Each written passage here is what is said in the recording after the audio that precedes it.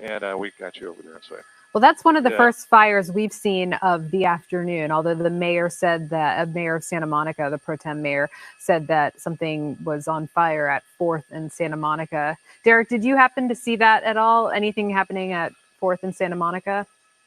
Well, that corresponded with the REI store, and that's what we were hearing. It was the REI store that may have been on fire. But it looks like we've got a canister on the ground here that is smoking. We don't know if that was deployed by the officers or that was brought in by another individual. So it looks like the smoke that was deployed here right near Santa Monica, make that Ocean Boulevard in Colorado, was some sort of smoke canister. It looks like it's dissipating right now. So we're going to we've got another view of the officers there. There you can see they're standing strong in that intersection, not moving. And again, still trying to determine what might happen next with this curfew being put into place here. And that should be in effect now. And we're going to see how they handle that. And it looks like some sort of conversation, although something was just shot there. There we go. Out of That's that right. Rubber bullet one of those gun. those grenade launchers there. It looks like something was fired there. It looks like they're trying to get these people to move back. And there it is. Derek, what would that be that they're firing?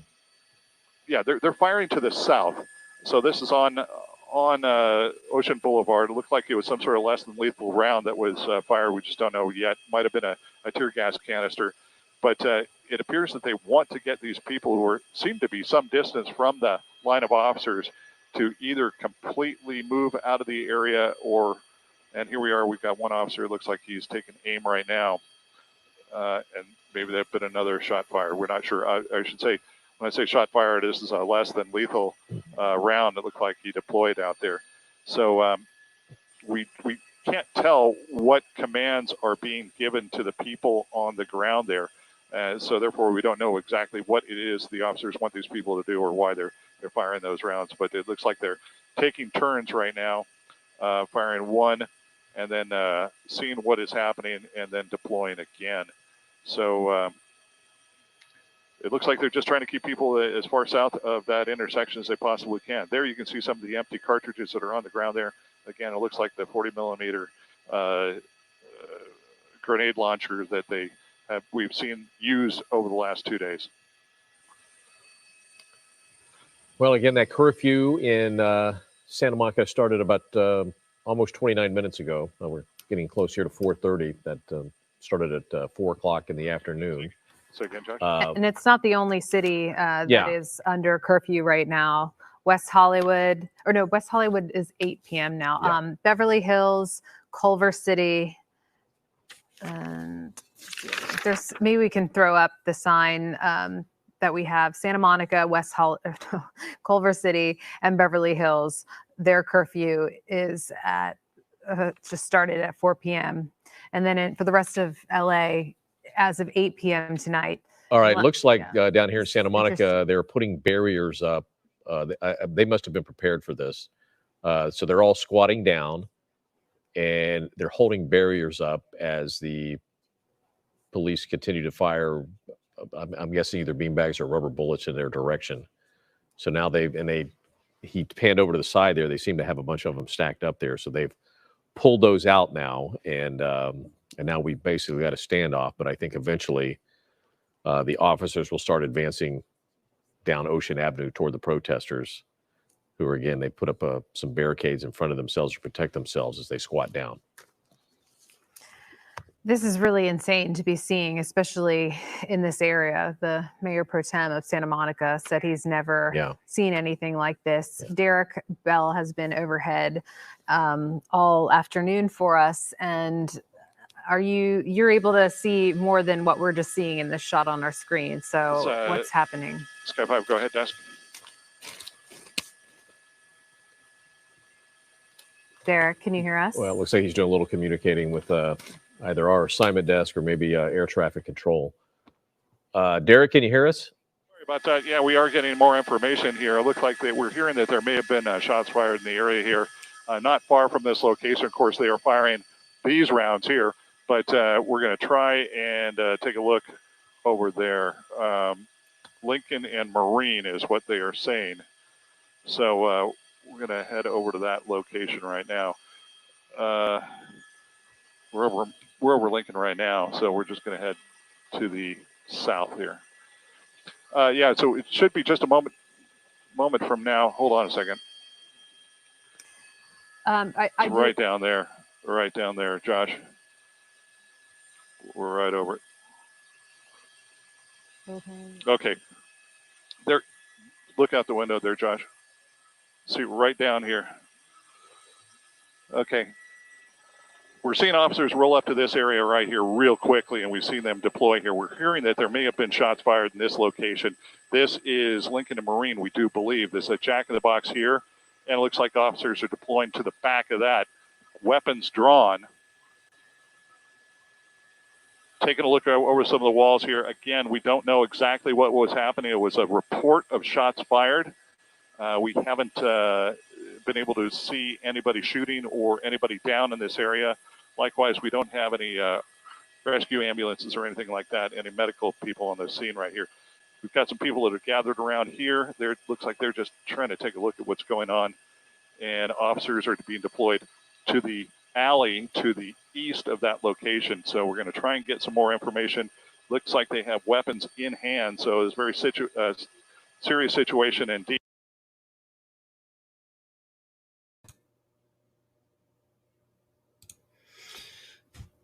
Okay, we're back on, folks, and things are heating up.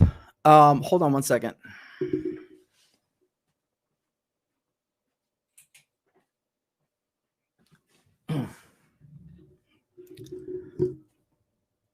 You know, earlier today, make sure I got everything right. Earlier today, when this thing first started, I was like, you know, I was hearing over the airwaves. It was like, okay, so, you know, everything's peaceful, everything's, you know, and I was just like, just give it a minute here. Just give it a minute, you know, just give it. And sure enough, within another hour, all of a sudden, out of the blue, comes a whole group of people. Now I'm going to give you what I think is going on. Antifa, and I believe very possible the cartels, fueled and paid to come in here to generate this whole damn thing. I really do believe that, because again, I'll say that I've said this over and over just for new people. They're not going to let Trump in. The takeover of the United States from the inside out, silent weapons for quiet wars, to take out the whole game, to wipe out America. Okay. Is kicking in. All right. I really, really do believe the peaceful protesters are like, what the hell? I really do believe that this is being fueled by a whole, just magically today, all of a sudden, out of the blue, comes all these people. And the first thing they do is they start busting windows and breaking into places. There was a girl, I'm gonna see if I can find this and share it with you. There was a girl that was talking on one of these broadcasts. I don't know if it was this one, KTLA or whatever, who was saying that she goes that the police are saying that they don't even know what they're going to do because they're outnumbered. On this broadcast, I am inviting callers on the stream. Now, if you want to be on the stream and you want to shoot the proverbial SHIT with me, I'll send you a link. Just send me your email. I'll send you a link. You can pop on. We'll put we'll be over here on the left together, and we can shoot the shit about what's going on. You know, again, if you're somebody who wants to, you know, throw it around, and we'll, you know, depending on how many people want to pop on, maybe we'll do 15 minutes each person, or if one person pops on, and we'll together have a conversation and comment on what's going on. So all you have to do is go onto the comment stream and let me know. And you got to send me your email. If you don't want to send it on the comment stream, you can send it through my private email, and we can chat about what's going on. Now, I'm planning on being on this live stream for a while here as we move into the evening hours to see what's going on. It seems to me every day this thing is not chilling out, but it's getting worse. And again, I just can't. So much of the information we know George Soros, this is on record, George Soros has been funding Antifa, has been funding the dangerous elements of all of this since the PSYOP really kicked off in the beginning of the Trump administration, because of course Trump was interrupting the globalist plan.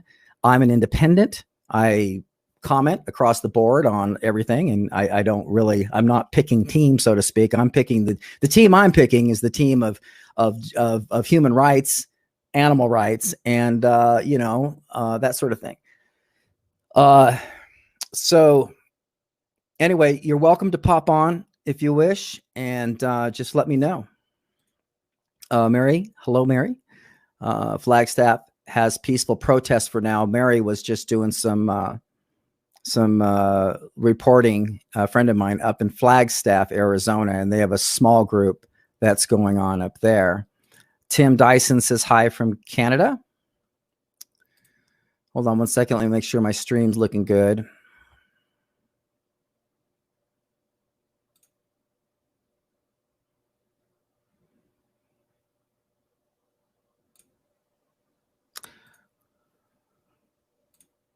But we're going to try and stream, and you want to shoot the proverbial shit with me, I'll send you a link, and I just can't. All right, here we go. So I just want to make sure that's working. So Rebecca says Antifa and the Young Turks. Not quite sure what you're referring to as far as context, but feel free to clarify. Vad Ardet. That's a ominous picture that you have. We've got, forgive me for not knowing how to pronounce this, but Sio from Italy. I want to welcome you. And again, for those of you who are interested in popping on the live stream, I'll just send you a link, and you click on it. It'll bring you into the studio, and we'll pop on, and we'll shoot the you know what, and as we're watching what's going on. So I'm expecting this thing to get really crazy as we're moving into, what is this the 6th or 7th day of rioting? Hey, Jessica, watching from the UK is heading to bed, praying no more are hurt people and people can find peace. Yeah. Well, here's the thing, the peaceful protesters are there. That's them. But the whole group in every situation, all of a sudden, and they're even saying they come from out of state, all of a sudden, boom, they show up. And this is all part of the plan to get a civil war going on in the United States to eventually suspend all constitutional rights and institute an indefinite martial law. The beginning of COVID, as you, I'm sure many of you have seen, all of the surveillance was implemented around the world. And so this is just the step one, just positioning. So can you imagine now with all of this going on, we don't know how long it's going to go on. Could you imagine if it continues and then boom, second wave of COVID? I predict that what's going to happen is that everyday people are going to get so sick and tired of this, they're going to start coming out themselves with armed militia, you name it. So I think this is what we're going to see. Of course, I'm always possible. I may be wrong about everything. Crystal says this is their plan. Finally found people that agree. Yeah, exactly. And you know what? The evidence shows it. I mean, if you just study the plans of admitted by the elite, this is not a fantasy. This is not conspiracy. This has all been in the works. Predicted, one person, William Cooper, from the book Behold a Pale Horse in the 1990s. You buy that book on Amazon, it's detail on the plans of this. And it's playing out exactly as it was said. And it's admitted the eugenics program and the depopulation program across the board. All of this is pointing towards the wiping out the United States, the U.S. Constitution, to bring us into a police state. The thing is, this is going to be a rocky road, folks. So I highly recommend that people don't let their hair down. Make sure you're protected. Make sure you're storing food, whatever it is. Just be prepared, folks, because I'll say this again for those of you who are new. The big war right now is 5G moving into 6G. The powers that be that take the market on 5G will run the world. Okay. And the conspiracy theories that we have been hearing were admitted by Russia and China, injected so that people would burn down towers in the West and not be part of the 5G system. This was a full-blown move to dominate the market. And this is why the tensions between the United States and China are building big time. This is it, folks. The technology is ripe. It's right here. Those who dominate the market in 5G are going to run the world. This is why, and I hate to say this, and I hope I'm wrong, that the alliance of Russia, North Korea, Iran, and China, who have been provoking the U.S. military over the past 2 months, is working towards a war. I hope it doesn't happen. Okay. But this podcast is uncensored reality. So this is not for people who don't want to, really look at what the hell's going on. Hi, Julie from Wales. It's good to see you. Thank you for being here.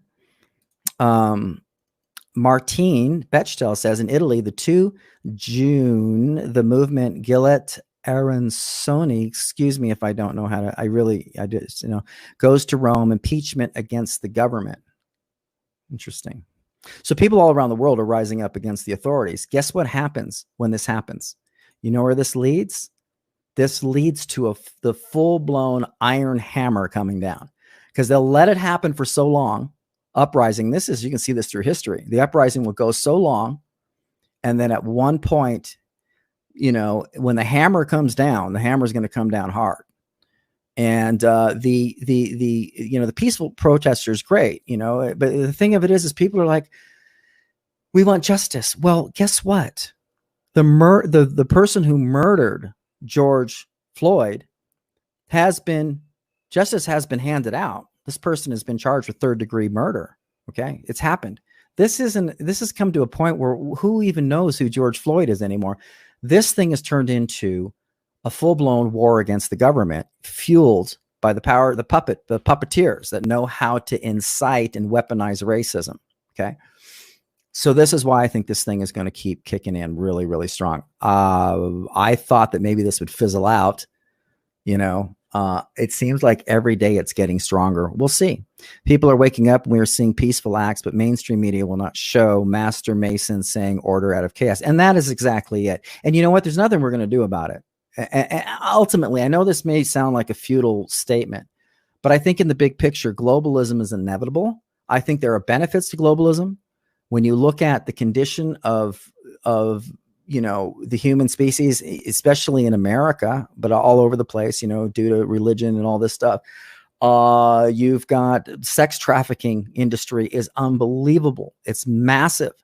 You've got young children, little girls and boys and women in cages being repeatedly raped and molested day after day after day. Why isn't anybody running around protesting that in the streets? You got the highest incarceration rate in the United States. Yes, capitalism is there's good parts to capitalism, but the bad parts, there's a lot of bad parts to it. And in some ways it's a failed experiment, because you give everybody independence and freedom. There's a lot of people that don't share the values and the ethics of many other people. And that independence means I'm going to break into stuff and steal. So, I think the sustainability in much of the moving into globalism, I think there's going to be good parts about it. Some people might say I'm crazy, but the point of the matter is, how are you going to deal with everything? Prayer doesn't seem to be working. How are you going to fix it? And I think a lot of people don't understand the condition of the human race, the condition of the human animal, and its impulse to humans are killing machines. And they can also be loving creatures, but humans need to be tamed. Anyway, I don't want to babble too much here, but anyway. So anyway, anybody who wants to pop on and share their opinion, I'll send you a link and you'll put you in a little window. I'll probably be 10, 15 minutes, and then we'll move on to the next. Depends on who wants to pop on. Well, there's an interesting thought. Why isn't anyone fighting cannabis prohibition that's based on race? I haven't heard of that, Kenny. That's an interesting thought. That's an interesting thought. In Italy, the Italian people does manifestation in all places of towns. I'm not quite sure what that means, Martine, but thank you for sharing. Let's take a look at what's going on. Loaded with people in the middle of the streets. Now we have fire equipment in the street. And those intersections that we opened up have allowed people to get out of the downtown area much more quickly, and that's been helpful. But as I said, a lot of this is just moving outside of the downtown now. Are you getting reports of individual stores that have been broken into? Like, is the shops along Montana, are those being affected, or are they mainly like big business stores? Because I'd seen like a directive on Twitter for people to go to like the big stores because of what it represents, kind of. But are like mom and pops stores getting hit too? I haven't seen too much effect on mom and pop stores. I mean, definitely that it tracks the kinds of products people are after, right? So like the liquor stores are busted, the tobacco stores, shoe stores are all emptied out. And it's sort of like they woke up and they said, oh, jewelry stores. So now jewelry stores got hit. I think there is a real concern that this can spread now to Montana Ave, to Main Street, all along Wilshire. But it's still just on the fringes of the downtown right now. Yeah, it's very upsetting to see. I would imagine you're getting so many calls from businesses not sure what to do. I mean, what are you telling them? Businesses, you know, if you have the ability to put boards on your windows, I'd say do it now, because I'm not sure how the rest of the evening is going to go. But yeah, I mean, like I said, the tenor of things tends to change at dusk, and hopefully we can get this place cleared out by then. Terry, the curfew, this is Rick Chambers, by the way, Terry, the curfew taking effect now for 6 o'clock in LA County. Are you finding that some people are confused by the curfew starting? Oh, it's 6 o'clock. I thought it was 8 o'clock.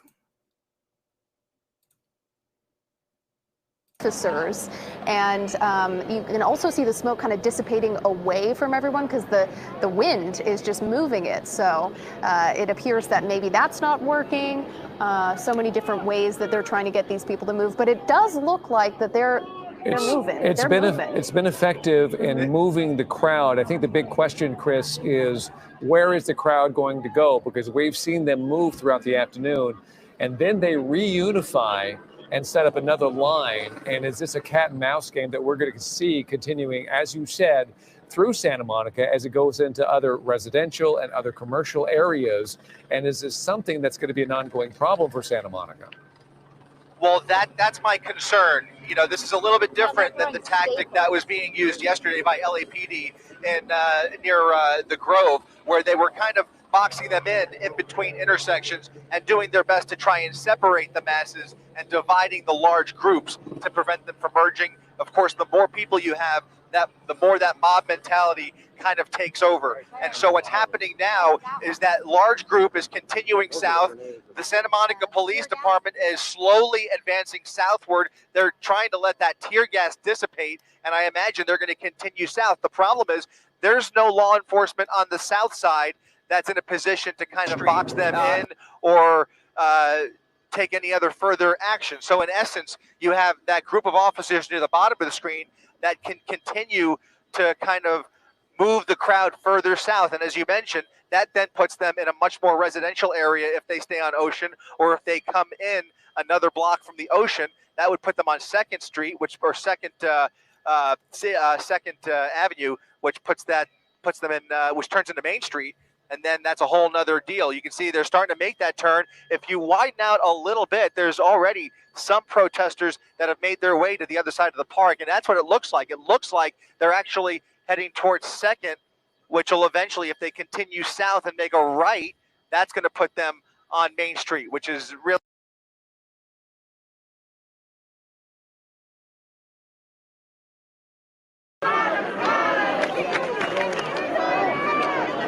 y'all some bitches. Every last one of y'all some bitches.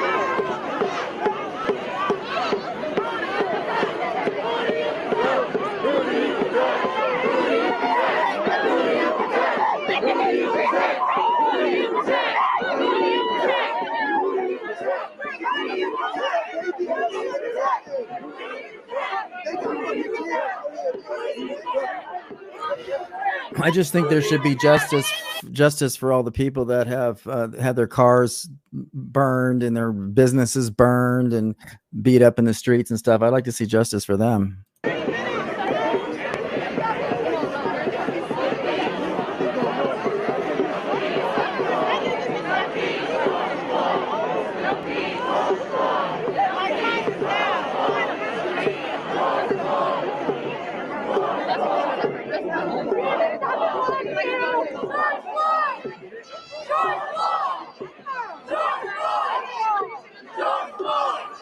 Want them to do. I would like them to leave.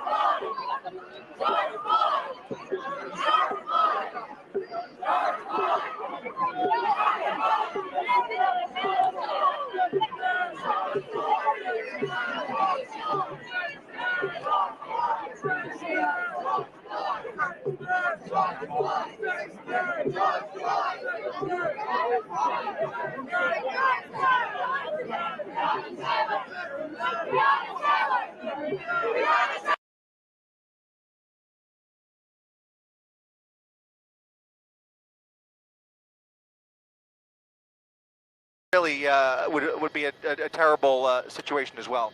They're just kind of moving around, you know. It's really interesting to see, and we've also been seeing this since the protest started around noon, and they were, you know, peacefully moving throughout Santa Monica, practicing civil disobedience, kneeling in the middle of intersections.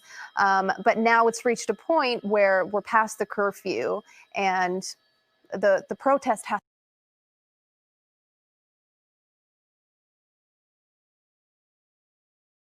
Sorry about that. There's something to be said about that. Why is so much of this being allowed? I think that there's very possible. And the thing of it is the minute, you know, because all cops are all of a sudden bad now because of a few bad cops, is anytime they do anything, then it'll be a complete uproar. And I think the powers that be know that people are just going to flip out. But I got to agree with you. Why the hell aren't they going after very clear, distinguishable difference, right?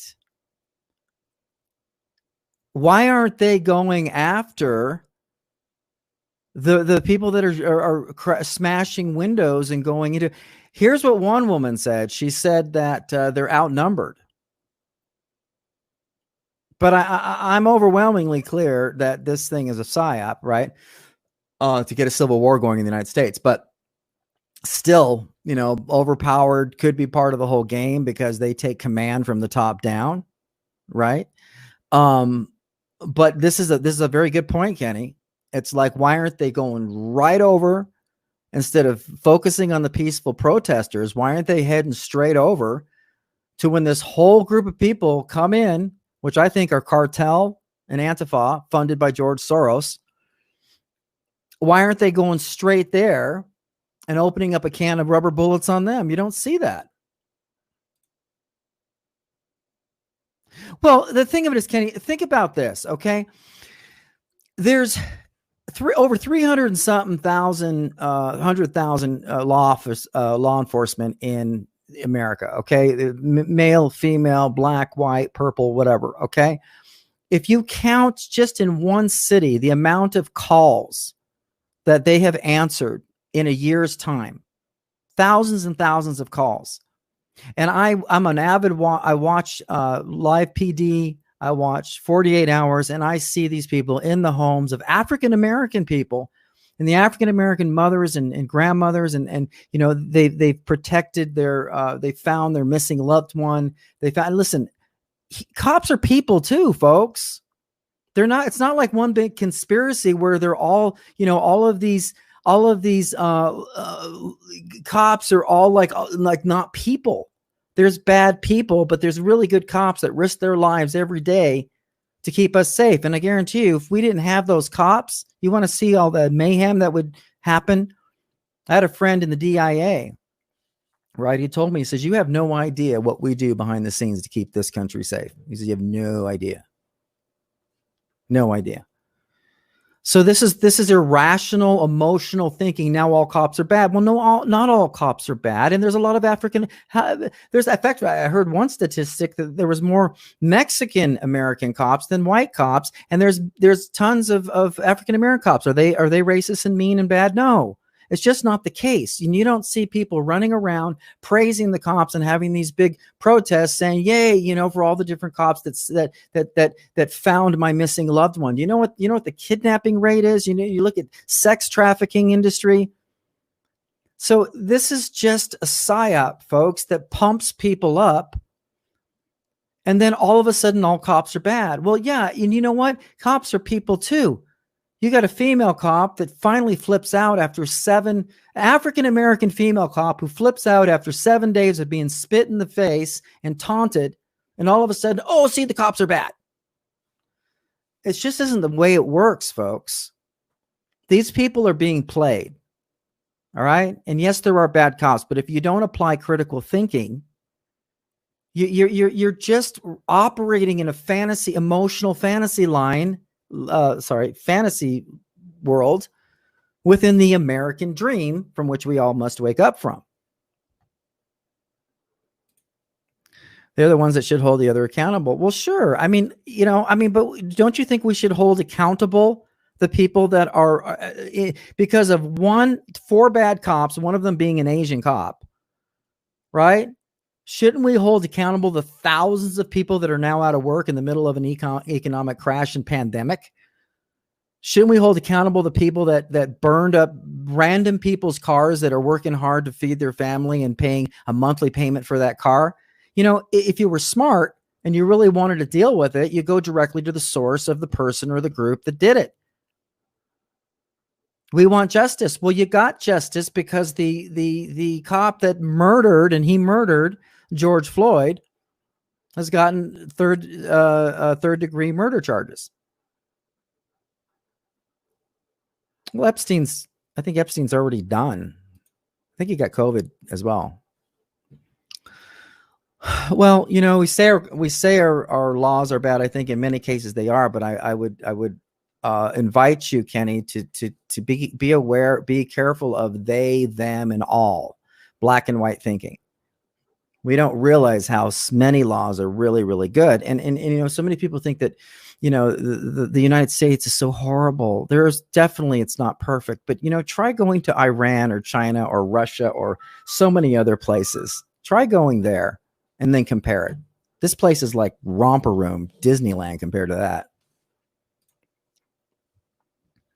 Yeah, you know, there are people like except they happen to be people that get up every morning and they risk their lives to protect us, and people just aren't aware of that.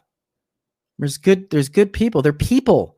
These people just look at badges. You know, it's just like mob mentality. All white people are bad, you know, or all black people are bad or whatever. No, there's individual people with individual minds that have individual things that they do. That's what you do. That's the good part about our country.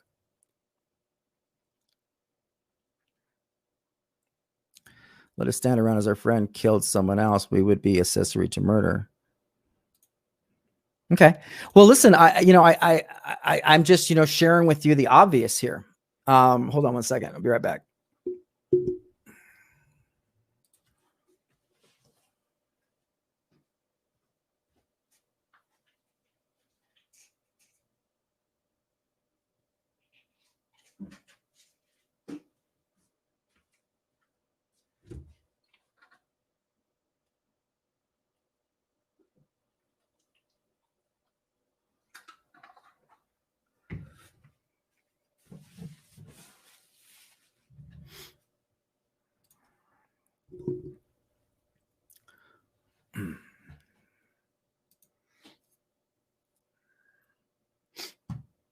Reports that shots may have been fired at an officer at this intersection. Santa Monica Boulevard in Lincoln. And boy, once it gets to that point, things are just about ready to erupt. And I think that's really where we're at right now with the police and with everyone else, these individuals who are out here that refuse to leave. It's incredible. So we're going to go over everything. Scott, if you could hang tight right now. We want to say hello to our viewers as we approach 5 o'clock right here in Eyewitness News. Hello, everybody. I'm David Ono. And I'm Colleen Sullivan. A city curfew now in effect in Santa Monica since 4 p.m. Police are working to evacuate the crowds of protesters declaring an unlawful assembly. Protesters are throwing rocks, firecrackers, and other objects while police respond with non-lethal rubber bullets and pepper balls and smoke bombs. Earlier, we saw incidents of looting at stores. Access to the 10 freeway and PCH has been shut down. And police are also trying to disperse the crowds in Huntington Beach after a protest broke out there. Counter-protesters, they showed up as well, raising the tensions. Access from PCH has been shut down. And in downtown LA, the National Guard has taken position at City Hall. Hundreds of troops are mobilizing throughout the city following the violence and destruction that broke out yesterday in the Fairfax. You know, I find would be really funny is if indeed we do go to war with China, and I can pretty much guarantee you it will be on our soil. All of a sudden, the military and the police are going to be, yay, go get them. Because you think United States authorities are bad? Yeah. In China, you disagree, you have your own opinion, there's a good chance that you'll be disappeared, which is what happened to numerous people in the beginning of the COVID. I just get really tired of people living in America whining so much. You know, there's whining with their little Google phone and, you know, just entitled whiners, you know. You don't know what real tyranny is. You have no idea. And you're probably about to find out, you know, unfortunately. House and the front door, which has now been shattered, as you saw just about 30 seconds ago. So a little bit of violence there, but they have not penetrated the entrance. They have stepped away and appear to be reuniting with the rest of the group as they advance southbound on Main Street here. So a lot of agitators here, really, just destroying public property and doing anything but protesting at this point. All right. Well, you keep an eye on it because this is such a fluid situation. Chris, we go away from you for a few seconds and something happens. I want to tell our viewers right now, we have 2 helicopters up over this dynamic situation going on in Santa Monica right now, where you see that picture. That is Chris Christie. We see people bent on destroying the Santa Monica courthouse. Scott Rife just moments ago was showing you the looting that continues in some of the storefront areas of Santa Monica. Leanne Suter is on the ground as well. She is following the path of the police department as they are trying to push a crowd that has been constantly on the move. So we're weighing all of this as well as what's been happening in other parts of Southern California when it comes to protests. It's been a very busy day today. We'll want to go back now to Scott Rife, who was just watching some looters. And what do you have now, Scott? Well, Philip, we did watch them come in and just take care of a complete store, everything they took out of it. And what's happened is, more than anything, is the looters have moved further and further north, all the way up to Lincoln. Then you saw Chris over there with activity right south of the 10 freeway. Most of it has been on the north side. As we continue down Broadway here, Broadway and 7th, and we get to Broadway and Lincoln, that's... Check this out. Kenny Hahn, who was a supervisor for many years representing South Los Angeles. And you're right, you have been through every civil unrest dating back 50 years in the city, back to the 65. Interesting. Interesting how you see the police in the front line and then you see the military in the back line. And I agree with Kenny in that they need to go straight to the looters, and they need to be taught a lesson, frankly, in my opinion. I mean, I think there were so many moments that we thought were going to be transformational in the city. I think the Rodney King beating was a real awakening for many of us, and we thought that was going to transform how police departments treated people. And then we got body cameras, and we thought, well, maybe that would end some of this. And I do know LAPD has gone through reforming, and we've had 2 African American police chiefs in LA, and I know that Chief Moore is a man of integrity, and we've got great men and women on our force. But in this country, there's still a problem, and we have got to figure this out. I really don't want to live through another one of these. And again, I think there's 2 tragedies. One is that these looters and these people who are destroying property have really taken our focus away from what happened to George Floyd and these peaceful protests that we should all be joining, frankly, to come against this kind of harm against an unarmed black man. And it's also a tragedy because I thought, to be honest with you, this weekend was going to be one where we were celebrating the reopening of our businesses. A lot of people were making reservations at their favorite restaurant, and now we've got a curfew in place where basically Exactly. Talk about the timing of this. just breaks my heart. We're looking at live pictures here. This is the Civic Center in downtown Los Angeles. This is Spring Street, the west steps of the Los Angeles City Hall. And it is where the California National Guard has been deployed on the steps there, along with LAPD officers. There's a full tactical alert, of course, citywide. Speaking with Supervisor Janice Hahn. I'm curious. So, these guys, these National Guard, do they have lethal weapons? I wonder if they have lethal weapons at this juncture. And it would seem to me you need to address that as early as you possibly can once 6 o'clock arrives, because the destruction normally takes place once nightfall takes place, and that's when you've seen most of the damage. Outside of the looting we saw this afternoon, that's where the fires start. That's where the police cars are engulfed in flames. That's the critical period. Yes, and that's what the undersheriff told me, and he again felt that a countywide curfew would make it easier for law enforcement agencies throughout the county to begin clearing the streets. And it's the only thing I believe that we need to do at this point to try and curb this violence and this looting. And again, these poor businesses who were just eking out a survival. And now to have many of them burned to the ground again and looted, I don't know how they're going to recover.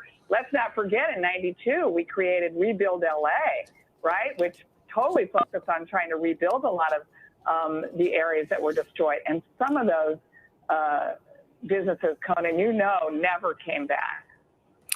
Right. And we haven't had the loss of property currently that we had back then. And I agree to a point, but the one thing I want to say, that's mob mentality. One pays for them, for all of them. I think we have to be careful of that. Let me see here.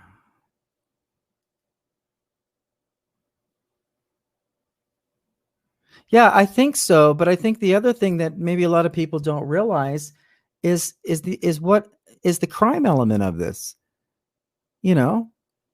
Children being raped and molested, and people being dismembered, and the domestic violence, and I mean the horrible things that law enforcement has to deal with, which in many cases makes law enforcement, male, female, black, white, purple, sometimes just they don't do well after a while. So, I just think that we can lecture the people that are putting their lives on the line every day without actually, because we're in our Google world playing video games and stuff, and that we don't know what it's like to actually be in their shoes, dealing with their families being under threat, dealing with the possibility of being killed every day. Why don't we focus on the horrible criminal organizations and stuff and all that stuff and call that out? I just think that it just gets so skewed. It's not about black or white thinking, but I do think that we need to hold any authority accountable. That's the beauty of America. But these people want to wipe out America, all by mob rule. It's mob rule. If you have an opposing opinion, look out.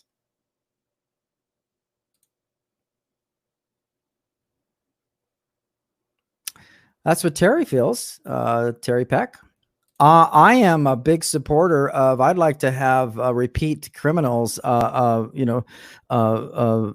criminals euthanized. Personally, I think that would motivate a few people to molest a few less children. But the crimes we don't hear about that cops deal with and law enforcement deal with every day, I think it would make the average person who's complaining because Netflix isn't working, it would turn their stomach. I just think that people just need a better 360 on this stuff. A couple of nights to come to keep the peace, and that's just what I'm calling for, is really peace, calm, telling everybody to go home. And I think you can tell the difference between the peaceful protesters and those who are out to do damage. And I think the curfew will help us make that even clearer. Right, but it's an extremely delicate balance. You have law enforcement aided by the National Guard trying to enforce the law and keep people from doing the kind of things that we've been seeing, not just looting, but assault, while at the same time allowing people to demonstrate. And then you have to enforce a curfew, which we are about 45 minutes, a little more than 45 minutes away. That will be problematic. It's going to be a long night. Supervisor Janice Hahn, thank you very much for joining us. I wish you the best of luck and stay safe. Kathy, back to you. All right, Conan, thank you so much. Supervisor, thank you for that. And we're going to switch now to LA County Sheriff Alex Villanueva. It has been a tough few days. We were just hearing from the supervisor. They are following your guidance in putting this curfew into effect county-wide now, 6 o'clock tonight till 6 in the morning. Is it because you're expecting more of the protests that we've you think seen so? And more of the violence that we have seen, unfortunately, by a few?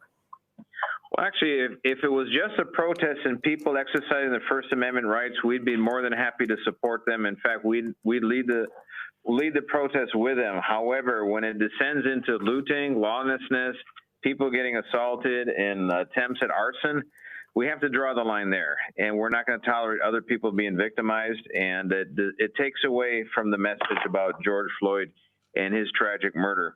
So the curfew is definitely a big tool in our favor because that allows us to enforce it. And we're not going to run around, chase everybody and put them to jail, but we're going to selectively enforce it with those who are actively involved in looting, rioting. Sheriff Villanueva, Jonathan Gonzalez here with us, and we would appreciate your being with us right now. We know you're very busy. I'll tell you, and the way it normally is, just from any normal sort of common sense, is somebody breaks into your house or breaks into your business and steals your stuff, you shoot them. That's the beauty of this country. The problem with this country is it placates and protects criminals. Let's feel sorry for criminals like they did across the country when the COVID-19 broke out. And this is on record. They released third level prisoners, pedophiles, serial rapists. They let them right out in the street. Like we should be protecting them instead of the housewives and their kids. There's more going on underneath the hood, folks. And I'm sure many of you know what I'm talking about. We don't just have the people you see behind the barricades in standouts. We also have a lot of personnel out and about targeting our looters, targeting places that may be subject to being burned. And besides a presence here, how is the National Guard helping? I know the governor cleared the way for us to have, up to 1,000 extra National Guard members. They arrived overnight. How are they assisting? Oh, they're assisting in many ways. They're a force multiplier for us because we have some of our deputies who are highly trained and experienced peace officers assigned to security posts, and now we can replace them with the National Guardsmen, and then that frees them up to join our mobile field forces and put them out there and deploy them throughout the county. So that definitely helps us in a lot of ways. We can also use them to deny areas that are problematic or may already been subject to looting. So we're using them in a variety of capacities, and also down in the downtown Civic Center area, they're going to be widely deployed. Sheriff, as we continue to see this shot here of downtown LA and City Hall, we want to ask you about the curfew again. We understand, obviously, it's countywide. That's going to cover some 10+ million people. There are a lot of people who are going to be concerned about, what if I'm out? What if I have to be out? How are you going to enforce it? And are you going to be enforcing the curfew in really more of the areas where we're seeing a lot of the violence and looting and robbery and things like that? Well, we're looking for voluntary compliance first, because when people comply with the curfew orders, we have less people on the streets, which means it allows us to travel from point A to point B as quickly as possible, so that it won't hinder us in doing that. And then if people are going to and from work, they're going to see a doctor seeking medical care, things like that, we're not worrying about that. We're targeting the people that are in the wrong place at the wrong time, which is looters, rioters, the opportunists, the vandals that are in the areas being impacted. Those are the ones that are going to be subject to the curfew, and they will be arrested. And Sheriff, we want to talk about that. We were seeing the looting earlier. We saw a lot of people trying to cover up their license plates, but obviously not everyone was successful in that. Is there any kind of deterrence? I mean, can you prosecute after the fact? Can you what message could you send to those people who are just using the protest as an excuse to commit crimes? Oh, we definitely can prosecute. We don't prosecute after the fact. We just gather the evidence when we make the arrest. We use a reasonable suspicion to make a detention. Once we get all our preliminary investigation, we determine based on probable cause that the crime occurred and they're the ones that did it. Then they get arrested.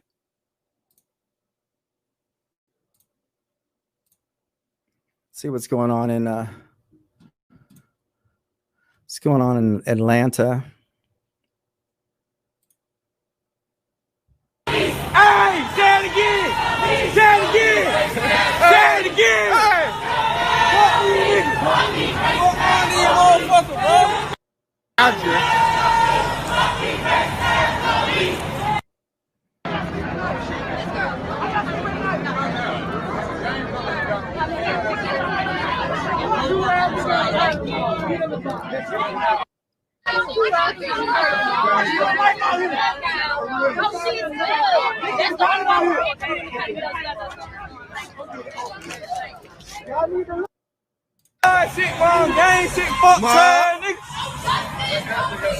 The groups are here in the Santa Monica area.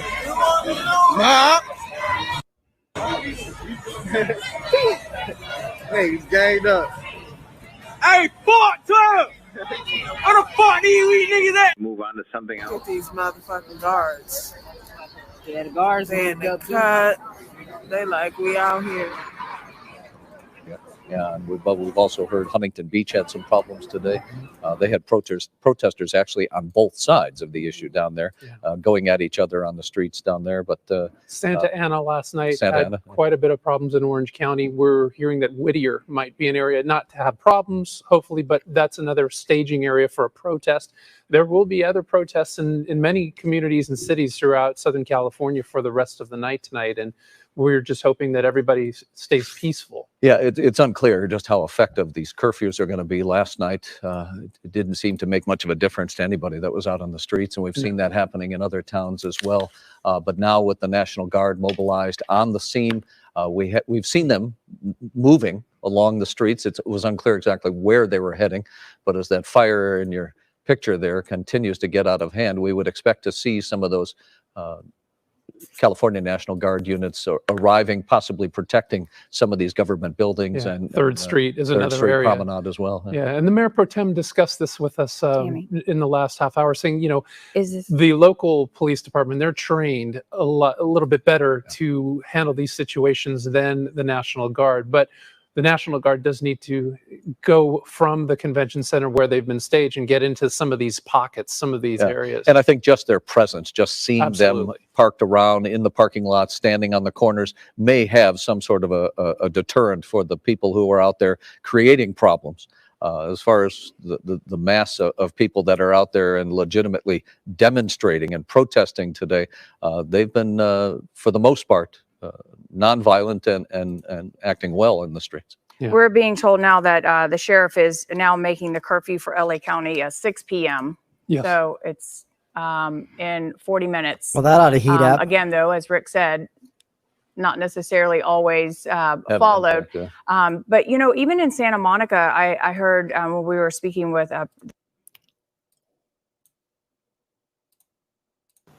not yet. It's too early to have statistics on that. As far as yesterday, with what happened in the Fairfax district and any arrests that were made, were you finding that again in that Interesting. They're situation using- that a lot of the people who were arrested They're using water cannons. area, Sheriff? That is true. We had one arrest in South LA, and we had 30 arrests up in That's a first. in Beverly Hills, in West Hollywood area, and a lot of them were from out of town. And in the arrests, what were the charges in those cases of the people that you did arrest? Right. The misdemeanor ones typically were failure to disperse, and then once the curfews came in, then it was a curfew violation. Then we had burglary, arson, and assault. Those are the most common charges, and vandalism, felony vandalism. Sheriff, we want to keep you on the phone as we bring in our own Conan Nolan here with an update. Conan, what do you have for us? Well, I was going to ask Sheriff Villanueva, what is the profile of the National Guardsmen? They are armed, but those weapons aren't to be shown. And what is the guidance that you have for them if indeed they come across individuals who are engaged? Okay, so they really are armed with lethal weapons. Say a structure on fire. They're to provide security for the areas that they've been stationed. They're not to take law. Hold on.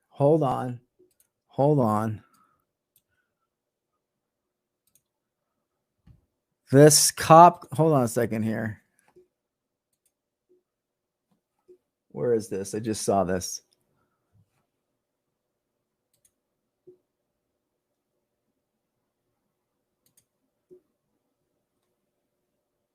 People. What made him feel that was him or her, the officer, feel that was necessary?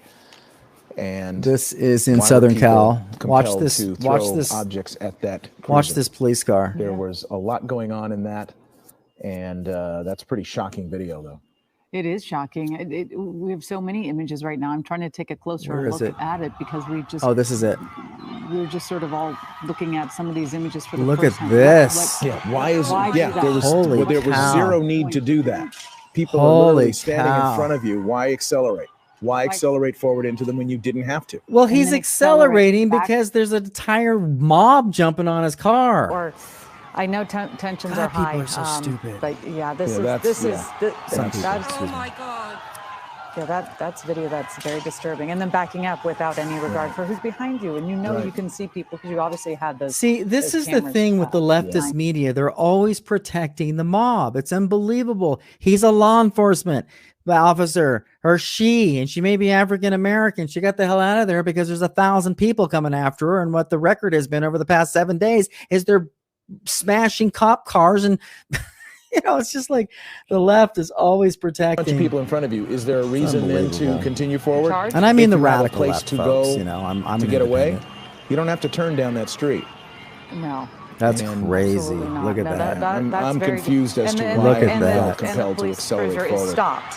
It's not like he was in the process, or she was in the process of turning. They're stopped. Yeah, they were stopped. They were And then sitting this- there. See, everybody's playing the victim mode. And the thing of it is once the hammer comes down, it's like, it's just building. It's like, look, if you don't want to be pepper sprayed, if you don't want to get hurt, then stop taunting the authorities. Stop burning shit up. Stop, ruining everything. I mean, it's just, don't be surprised. It's just fascinating to me. Organizers say they coordinated with Redlands police, and the chief expressed his support for their right to protest. We came together because we felt like Black Lives Matter. It's honestly just as simple as that, and we really wanted to put actions behind our words that we keep saying, and be there and be the voices for the people who have lost their voices. We're just fighting for the simple equality that all of us should share. And these protesters say this is not just the beginning, and they want the momentum to keep on going. All right, Tony Of course. Cabrera has been reporting for us in Orange County. He has a wrap up of what is going on in Orange County as well. Tony? Mark, Colleen, there are a number of protests happening across OC, but one we want to... let me see here. Let's see what's going on in... Let's see what the recent tweets are. The Seattle protest.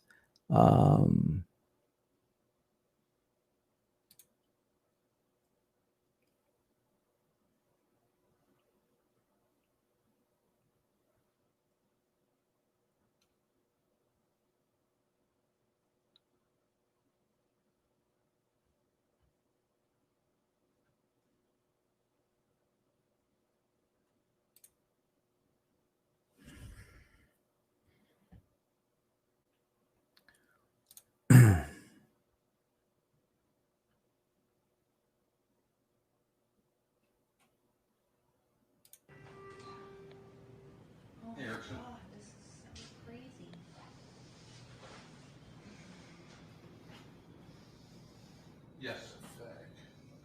Yeah, do not hold the line. If you got a bunch of yahoos in there, get yourself out.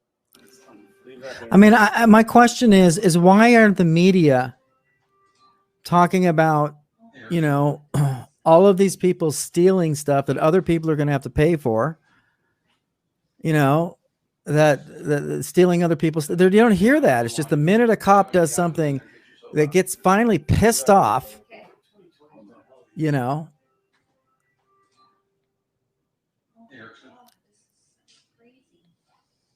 It's amazing. It's amazing the imbalance of this. I just think it's imbalanced. What is this? Let's see what's going on here.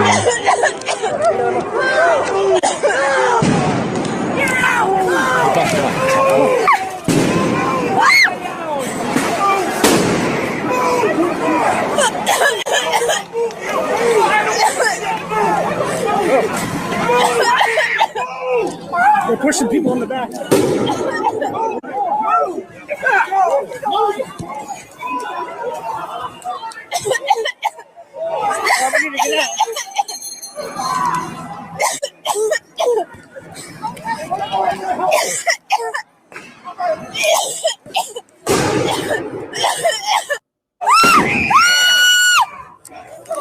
See, that's the thing, you know, they're the ones in this thing, right?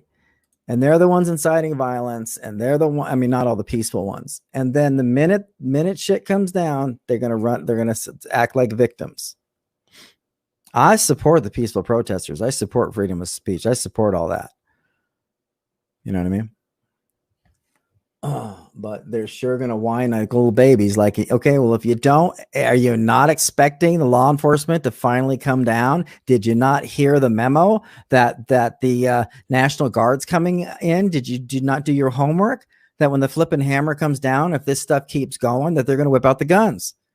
And you're lucky that especially in California, that people are so milquetoast and watered down that they ain't shooting your ass when you break into their business. You're lucky.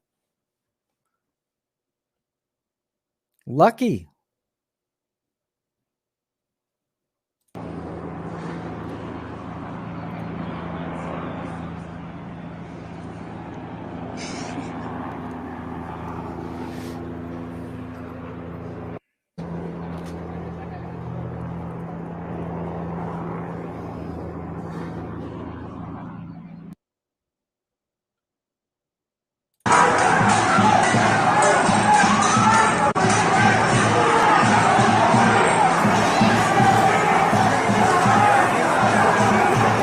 It just feels to me like today just feels way hotter than it's been. There's something about today that just feels much more volatile.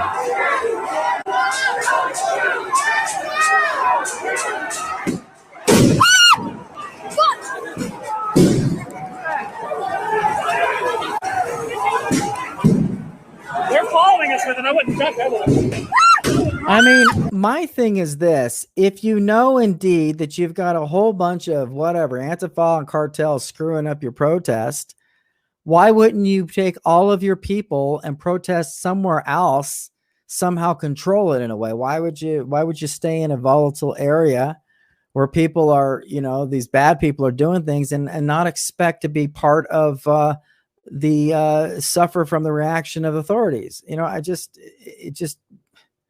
all it requires is a little bit of thinking here. You can still protest. You can still make your point.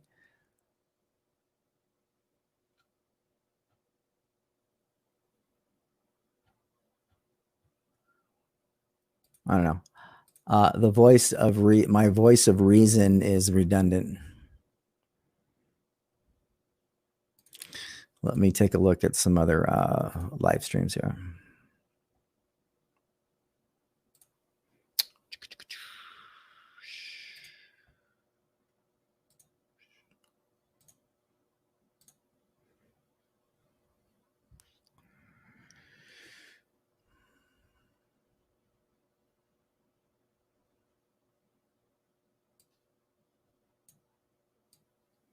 I don't know what this is. All across the city for the last few days. And you can see some of the people on the street there kind of asking Eric to move out and get away. And obviously you don't want to put yourself in a position where you're going to be assaulted. And he shouldn't. And he shouldn't, obviously. But you know, with any luck, the picture that was just seen on the TV, there was a license plate on that car. The police will be able to track that at some point. If this is Wilshire Boulevard right now. He's about to come up. It's probably Wilshire and maybe 10th or 9th right in here. And this is a gas station. The Whole Foods is on the other side of this gas station. There's the post office is right around the corner from here. So this is a very populated, a dense area near 3rd Street actually as well. Mm-hmm. So these are all businesses. And there's the Whole Foods that I was just speaking of right there in front of us. It's already has graffiti. They do have those boarded up windows, which is good. This area is very dense with in not only Whole Foods and the gas station, but then there are also residents, you know, in blocks from here. And so that has to be, you know, obviously these stores, no stores open today. No one was open for business. You know, everyone was boarding up expecting that something might happen. But, you know, when your home is near this, it can be quite scary. So these cars basically are all... Sorry to interrupt you, Gil. We're going to go to the news conference. Santa Monica officials right now holding that news conference. Let's listen in. The safety of the members of the public. We are telling everyone to go home.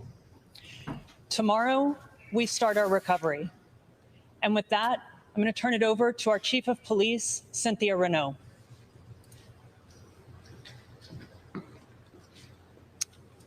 Good afternoon, everyone. Thank you for a few minutes. I just wanted to reiterate that the City of Santa Monica and the Santa Monica Police Department is here to support peaceful protests, but will not stand for civil unrest and criminal behavior. The Santa Monica Police Department, in coordination with our area law enforcement partners, are actively working in the city. There is a curfew in place. We are asking you to go home, and those who don't, we will begin notifying and making arrests for the curfew violation. Our intent here and our primary goal is to keep everyone safe. Hello, I'm Deputy Chief Judah Mitchell, and on behalf of the Santa Monica Fire Department, we have resources deployed throughout the city with the #1 goal to protect life and property. As this is a dynamic situation, and we'd like to remind everybody to please follow the 4 p.m. curfew. It's 4 p.m. And lastly, if you remember, do not overburden the 911 system. Only call for life-threatening emergencies. Buenas tardes. Yo voy a hacer esta entrevista en español para la gente español. Yo quiero desearles a la comunidad de Santa Mónica, de Los Ángeles, a todos afectados de estas acciones de mucha gente, que estamos sentidos con ustedes. Por favor, que protesten en paz. Ahorita tenemos la ciudad, las autopistas cerradas para que no vengan a... On there, this is in Atlanta, downtown Atlanta.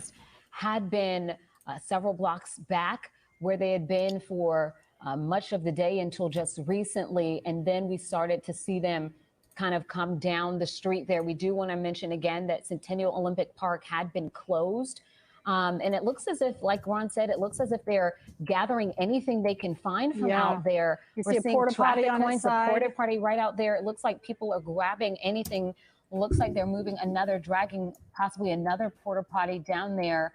A lot of folks running to this effort. We're seeing things being thrown, firecrackers lighting up across the lanes of that road there. Yeah. And so this has shifted quite a bit right now. It's like building a barricade in anticipation of a standoff as that group of police officers moves down this road. Yeah, pulling anything they can from the park. Materials Yeah, that construction had been in the materials. area. Sawhorse. And we know again that the and you know, ladies, this is going to make it. I was just going to say, this is going to make it very difficult for the officers if you have a barricade where you have the agitators who are, or the protesters who are concealing themselves behind that. Now the officers have to figure out who's throwing what and where is it coming from as they continue to approach that barricade. And we've seen many times before in them, and hopefully it doesn't happen, where someone will grab, as you can see, they're grabbing things from this construction site here, where they'll try to set a fire to increase that barricade and increase that distance between them and the police officers. So they are ripping everything from that construction site, trying to get it in front of the officers to prevent them from approaching. Eventually, once we pull out wide, we'll see this armored vehicle that they have up front to try to penetrate that barricade. And it does appear that the crowd that is back there behind this makeshift barricade is throwing things as well. We don't see the officers, any of the law enforcement presence on the other side as of yet, but they are throwing things. As Ron mentioned, they are going into that construction area, what appears to be a construction site, and removing just about anything from that area and bringing it. There are several porta potties that look like they have been placed on their sides there that have been. Yeah, you won't hear anything about that. You definitely won't hear it on CNN. That were likely meant to keep people out of the construction site. Yes. That have now been drug into the streets there. The street lights have come on. Hey, Tony. We are almost 20 minutes away from the curfew in the city of Atlanta, and this situation has been deteriorating over the last few moments here. It's interesting. My friend Mary just said 2 more days till martial law. No, She could be right. Ron, I was going to say, this may be a dilemma for the protesters here. Yeah, this may be a dilemma for the protesters and what they're trying to accomplish by setting up that barrier. I'm quite sure that whoever's in the command center, they already know exactly what's taking place. There may be some other officers, National Atlanta. Guard, Hi, David. personnel that may come from the rear of that barricade as well, to be able to take on those protesters. So the barricade may mean nothing, to be honest with you. Yeah, Ron, go ahead. Okay, let's go straight to Rebecca Lindstrom. I guess she has police activity right now. Rebecca? Yes, we've been trying to walk around and take a look at exactly what has happened in the past few moments.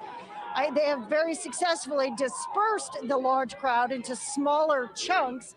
Now we're waiting to see what happens with those different chunks. I asked a few of the protesters here, demonstrators, why we had that sudden outburst of action. I was talking with some of the folks who were trying to rinse their eyes, clearly had been impacted by the tear gas, and they said that some people in the crowd were throwing water bottles, were throwing toilet paper at the officers. And so from at least their vantage point, it appeared the officers responded back, throwing that tear gas. Of course, as those canisters were thrown into the crowd, those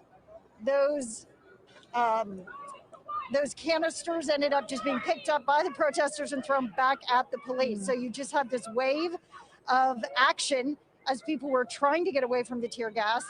And now, you know, folks are, once they've rinsed their eyes, they are just moving back forward towards this line.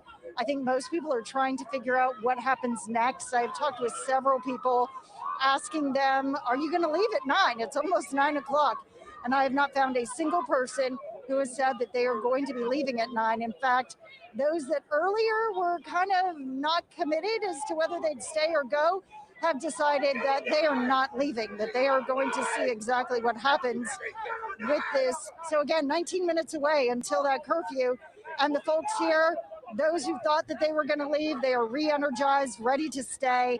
The tensions here definitely changing by the second. There's a woman here who has been seen holding a knife. She has been reported to the National Guard. So I know that people are keeping a close eye on her.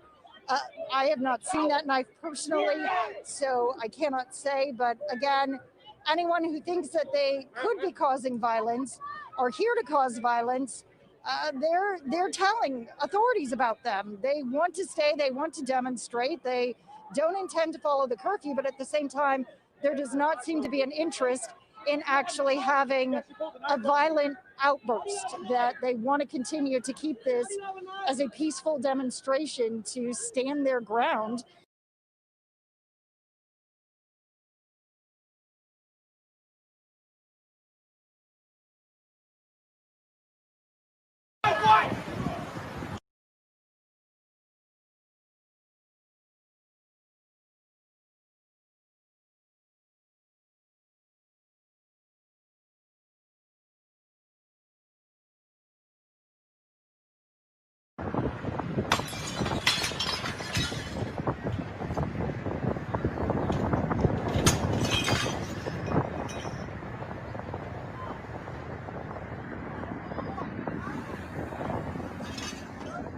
I'm sorry, I forgot to mute, but this is not carried on the press.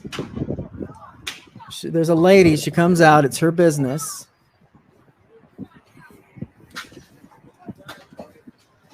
You know, she's got people breaking in.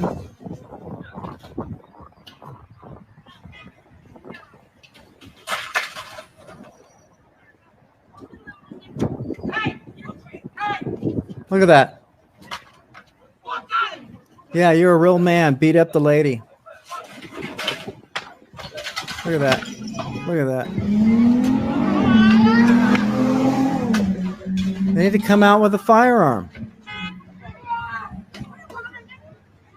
Look at that, man. A lady.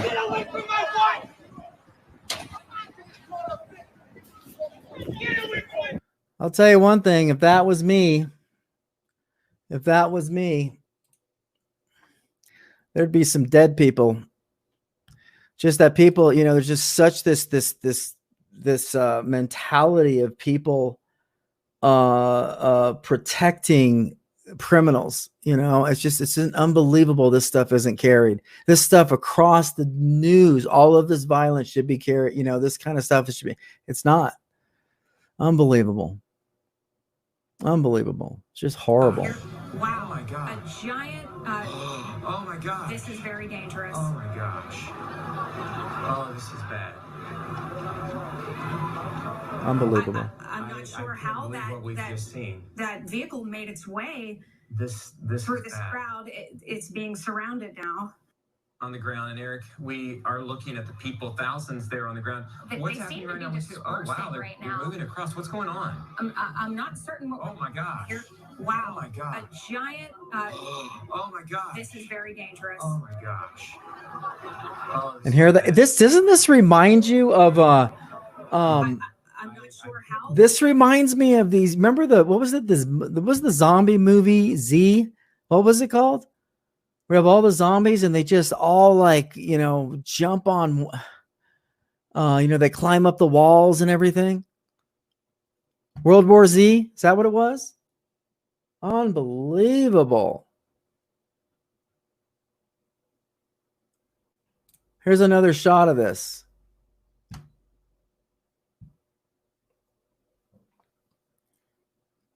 Look at them on top of the truck. Look at them. I mean, just unbelievable. I mean, it's it's literally like one of those zombie movies.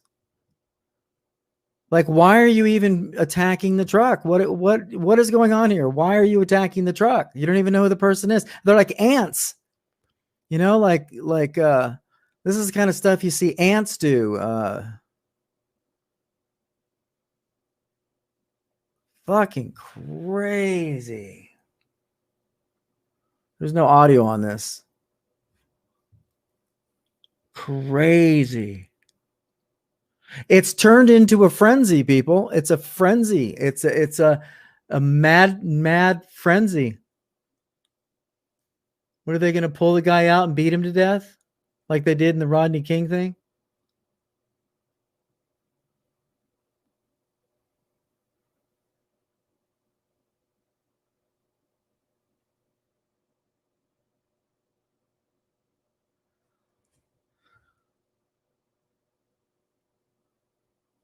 What happened to the guy?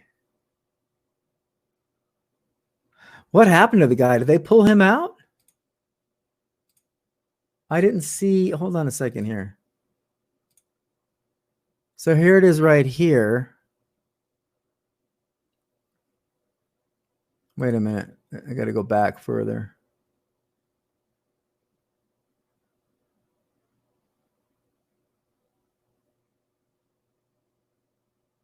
Unbelievable.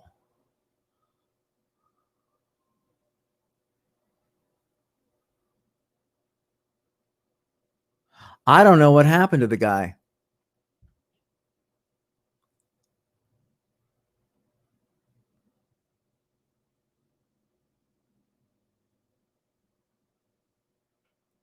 Honestly, folks, I'm really shocked right now with what I'm seeing. Already out and beaten. That's probably what the crowd's doing there, is just killing the guy, just killing him.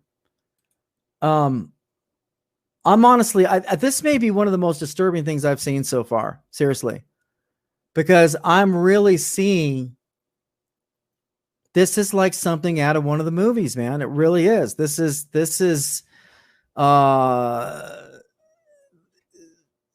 insane mob crazy. And I honestly think, I really do think that this isn't an army that's been paid and sent in from, you know, I have to, these people are rabid. It's like they have rabies. Unbelievable. So here's the guy here. Okay, so there they go. Pulled him out. There it is. There it is. Check this out. Shit. Watch right here. Watch right here. See, they pull him out, bring him over there. Probably killed him. Probably killed the guy. What? There's 50 people on the guy? Unfucking believable. Unbelievable. That guy's dead. That guy didn't survive that.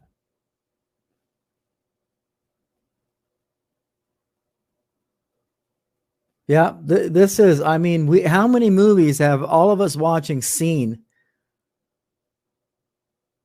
where you literally, you know, it's like the zombies. Everybody's in their house. They're armed. They're watching out for the freaking herd of zombies.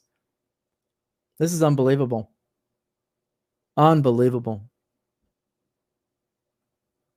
This is by far the most disturbing things that I think I've seen so far. Unbelievable.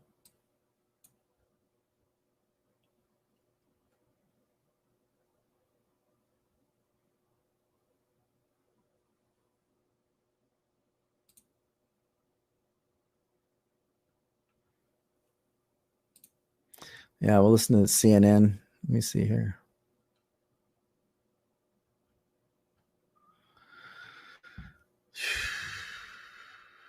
That was nuts.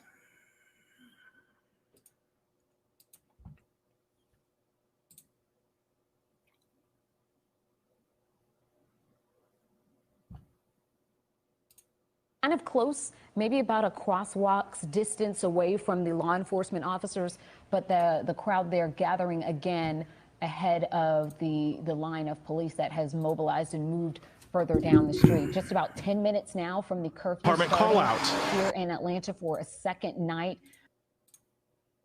We mobilized our entire organization in a matter that has not happened in more than 30 years. As protests continue across Southern California, the National Guard is working to deploy to areas deemed unsecure. These actions are intended to protect our neighbors, our local businesses. and not, he says, to be out patrolling the streets. The Guard is stationed at the LA Convention Center in downtown. They arrived late last night following hours of unrest. What started as peaceful protests turned into a night filled with destruction, vandalism, and looting. We feel a righteous rage, and we have to express it. But the rage must not consume us. Garcetti and Moore say there will be conversations with community, faith, and civil rights leaders and activists. Conversations that are certainly not new to the city. Los Angeles has incredible successes, and like any city in America, we still have a long way to go. But those commitments, especially now, must be accelerated. We can't do that while there's burning in the street. So let's bring that peace back and simultaneously talk about the progress forward. Peace, he hopes, the National Guard can help secure. Of course, Mayor Garcetti and Chief Moore will have to adjust these deployments as the situation unfolds across the city. And then, of course, the sheriff will have to adjust as the situation unfolds across the county. We're seeing a lot of troops out at City Hall. And again, the sheriff saying that troops were sent out to Santa Monica to help. As for how long they will be deployed here in Southern California, that still remains to be seen. I'm Rick Montanez. We'll go back to you. Rick, thank you. We want to get up to Gil Labus, a news chopper for Bravo. Again, Gil, we saw smoke, we see protesters, we see law enforcement. What is happening here?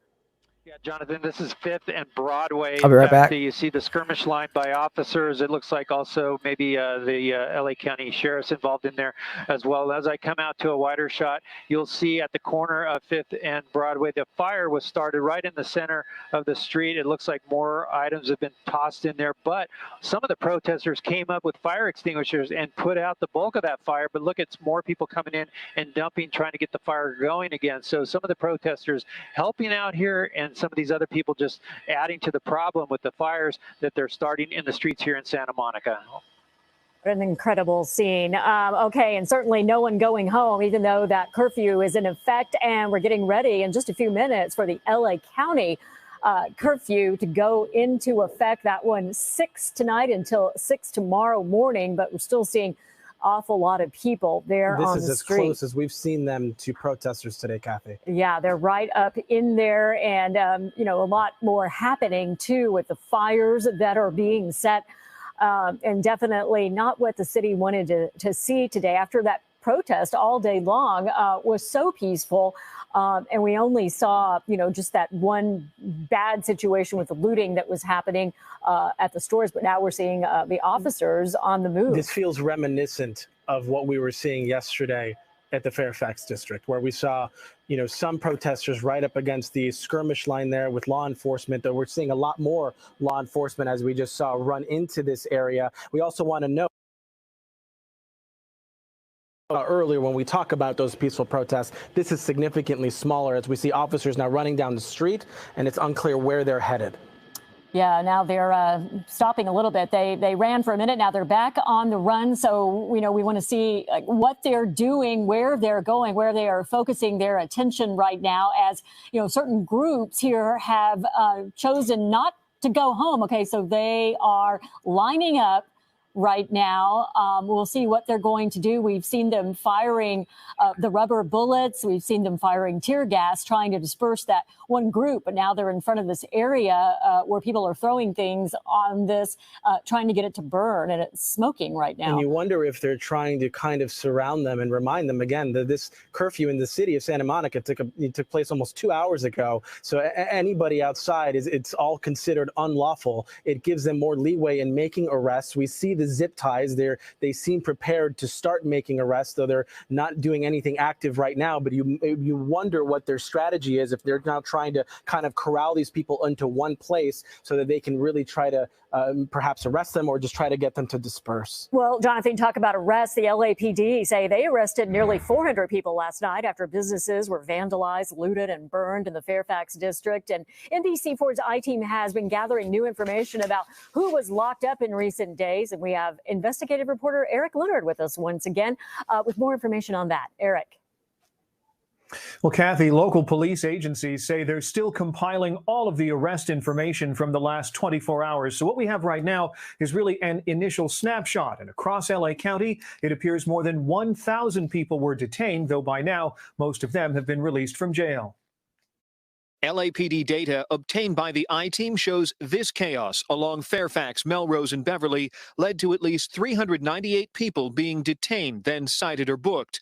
The allegations include failing to disperse, disobeying the city's curfew order, burglary, and looting.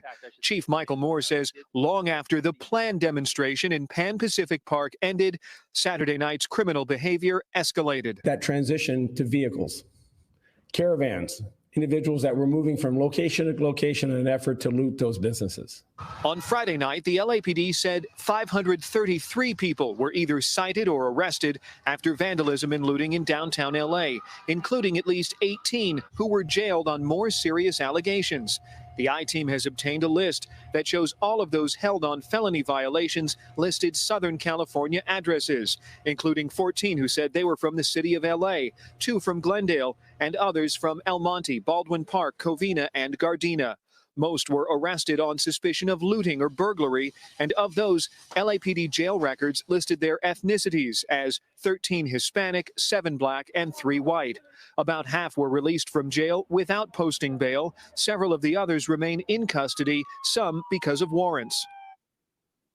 Now, it will take another day or so to compile a complete list of those who were given citations and released and the others who've been held in jail. And of course, the I-Team will bring you that information as soon as we get it. Reporting live, I'm investigative reporter Eric Leonard, NBC4 News. Back to you. Eric, thank you for that report. We want to go back to News Chopper 4 Bravo. Do you want the mic over this too? Monica with Gil Levis overhead. And Gil, in the last few minutes, we saw police enter this What area. are they getting onto? What's that? We were wondering if they were going to either... Ah, there's a sensible comment. I'm sorry about that. I'm having Yeah, isn't that funny? Isn't that funny? Isn't that funny? All of a sudden, where are all the entertainers? You know, I don't know. Have you guys heard of any of the entertainers that are calling out against all this? I'm just, I don't know about you guys.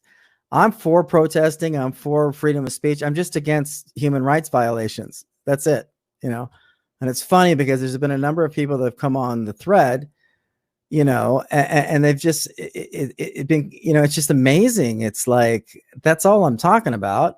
Who would not be on that bandwagon? Oh God, this is fascinating. Fire zone area. They're actually walking right through it and putting the fire out, whatever's left of it as it smolders there. But they're trying to push the crowd back towards the east, up Broadway. And I was just, as I was watching this group, I was taking a look out the window at that pharmacy that was being looted just a short time ago, and I did notice several police officers making an attempt to arrest some of the people there, just a couple of blocks from here, a couple blocks east. So as those ground units are trying to make arrests at the pharmacy, the task force here for the police department trying to push the group through 5th Street towards 6th. Physical as we have seen them get today. I mean, again, we reiterate the protests have been peaceful, but for the last 2 hours, a curfew has been in effect, and now we're seeing it get a little physical, Gil. It is right there on the corner.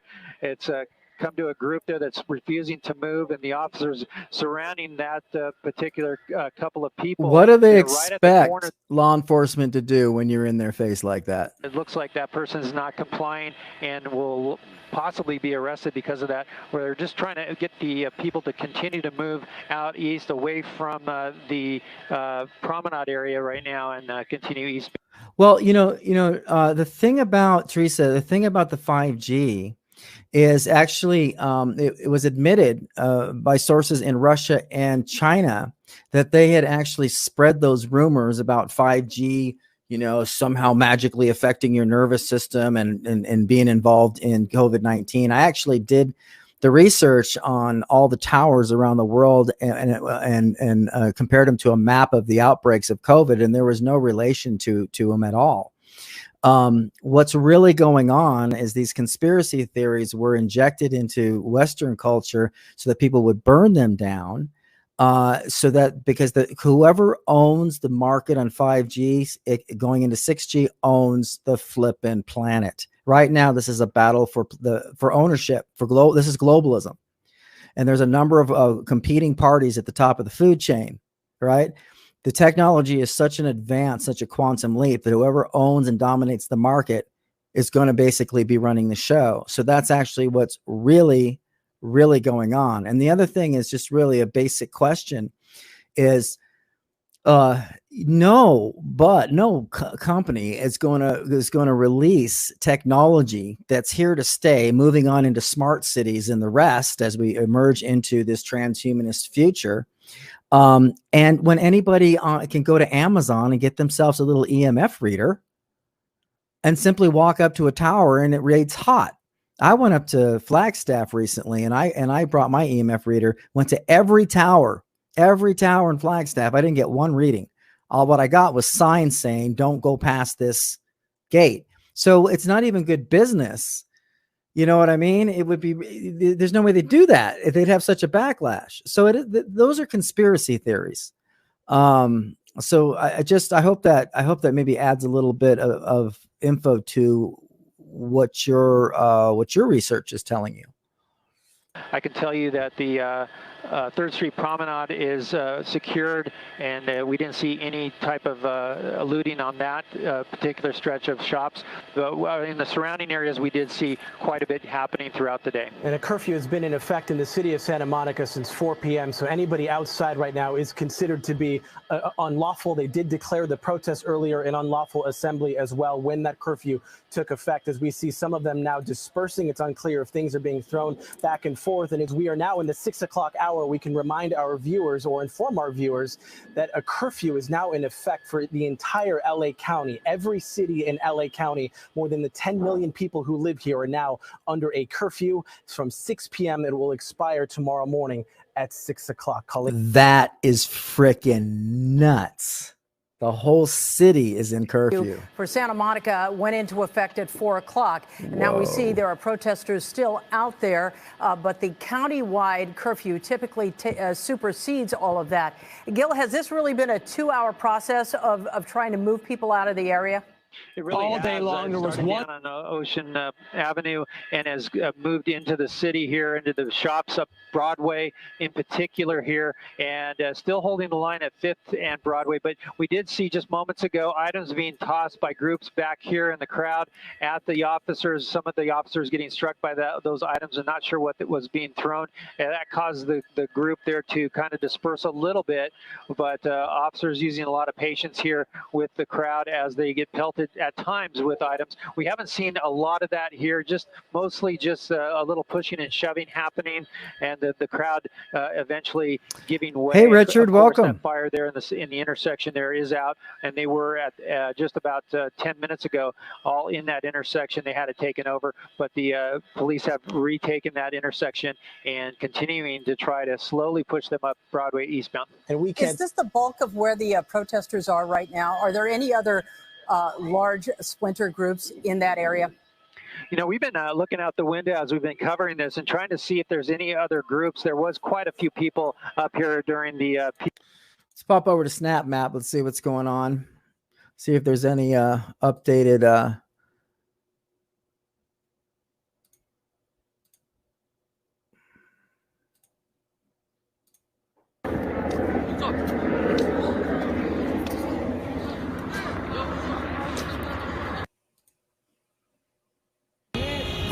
Holy shit.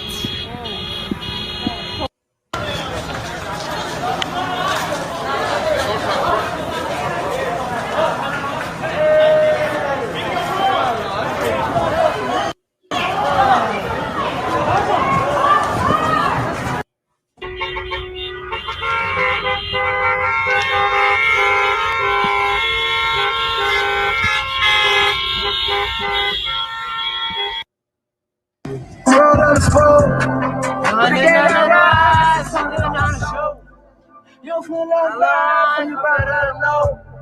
You feel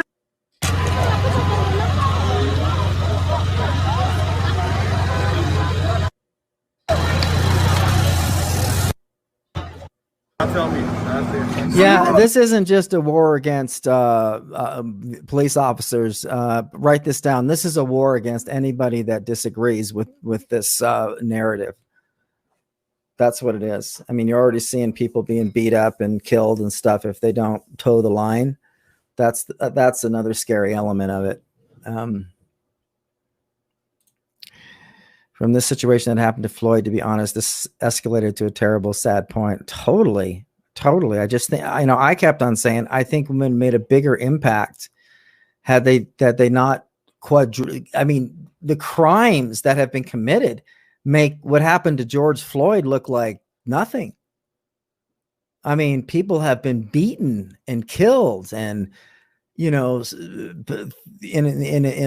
economic crash, people, their businesses have been destroyed. Thousands of people lost their jobs. I mean, it's just anybody that agrees with this are I don't know what to say. There comes a point where if somebody's condoning injustice to other people while saying they want justice, I mean, what part do you know what I mean? The sky's not green,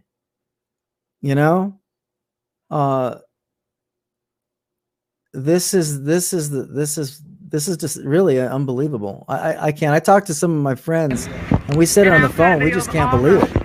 We just can't believe what we're looking at right now.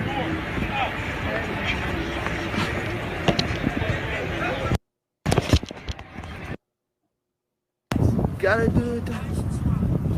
I've been telling you all my life. All right, so that's Minneapolis.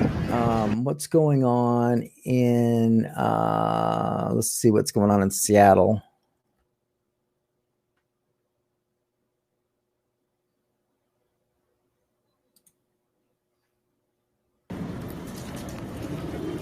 Hell no.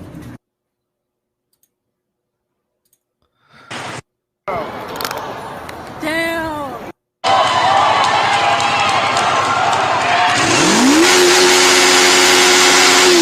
That sounds great.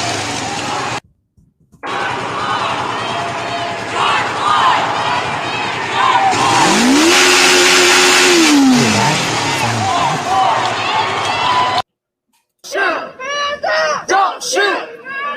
Don't shoot! Don't shoot! Don't shoot! Don't shoot! Hands up! Don't shoot! Hands up! Don't shoot! Hands up! Don't shoot! Hands up! Don't shoot! Hands up! Don't shoot! Hands up! Don't shoot! Hands up! Don't shoot! Hands up! Don't shoot! Don't shoot! Don't shoot! Don't shoot!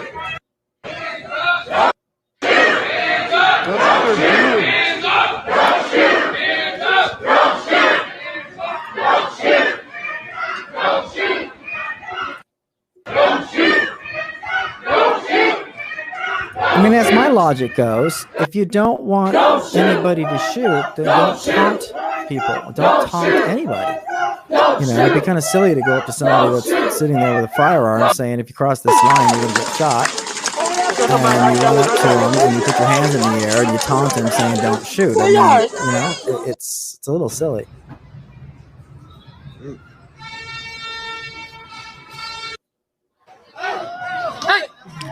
But this thing is ramping up, folks. It is ramping up.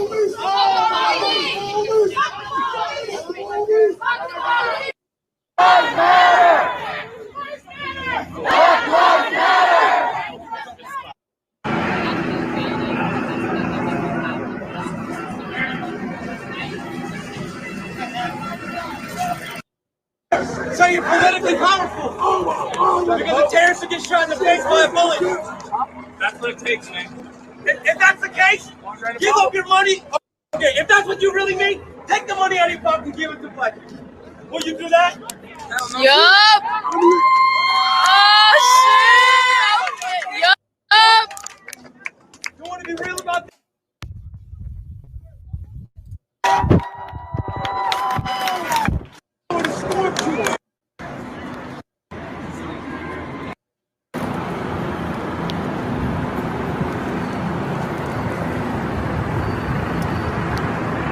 Exactly.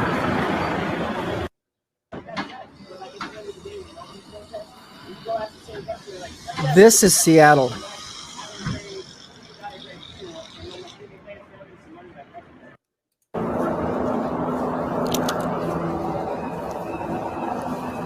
Yeah, cops are good when they're, when you're calling them on 911, but all of a sudden all cops are bad now.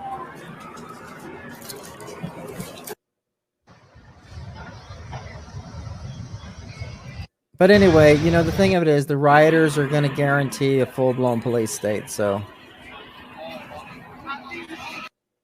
I'm walking now. Let's check out Denver.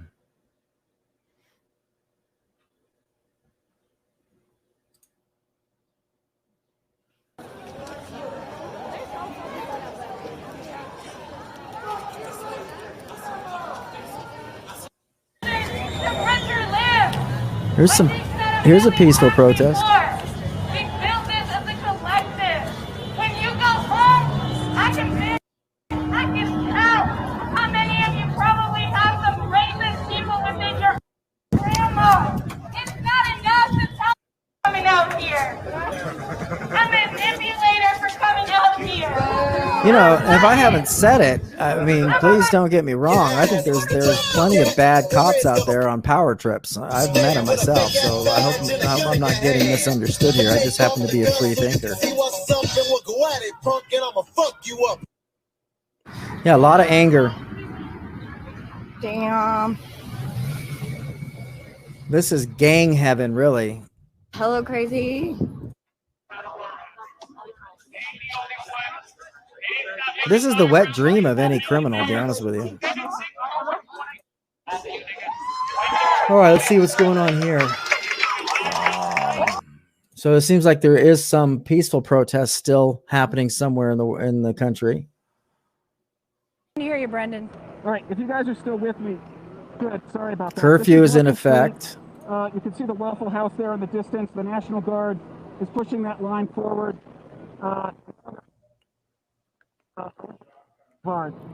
This is exactly the same thing that happened last night. Exact same way, same direction and everything. Now look, I'm going to pull the mask back just a little further. Go ahead. Sorry.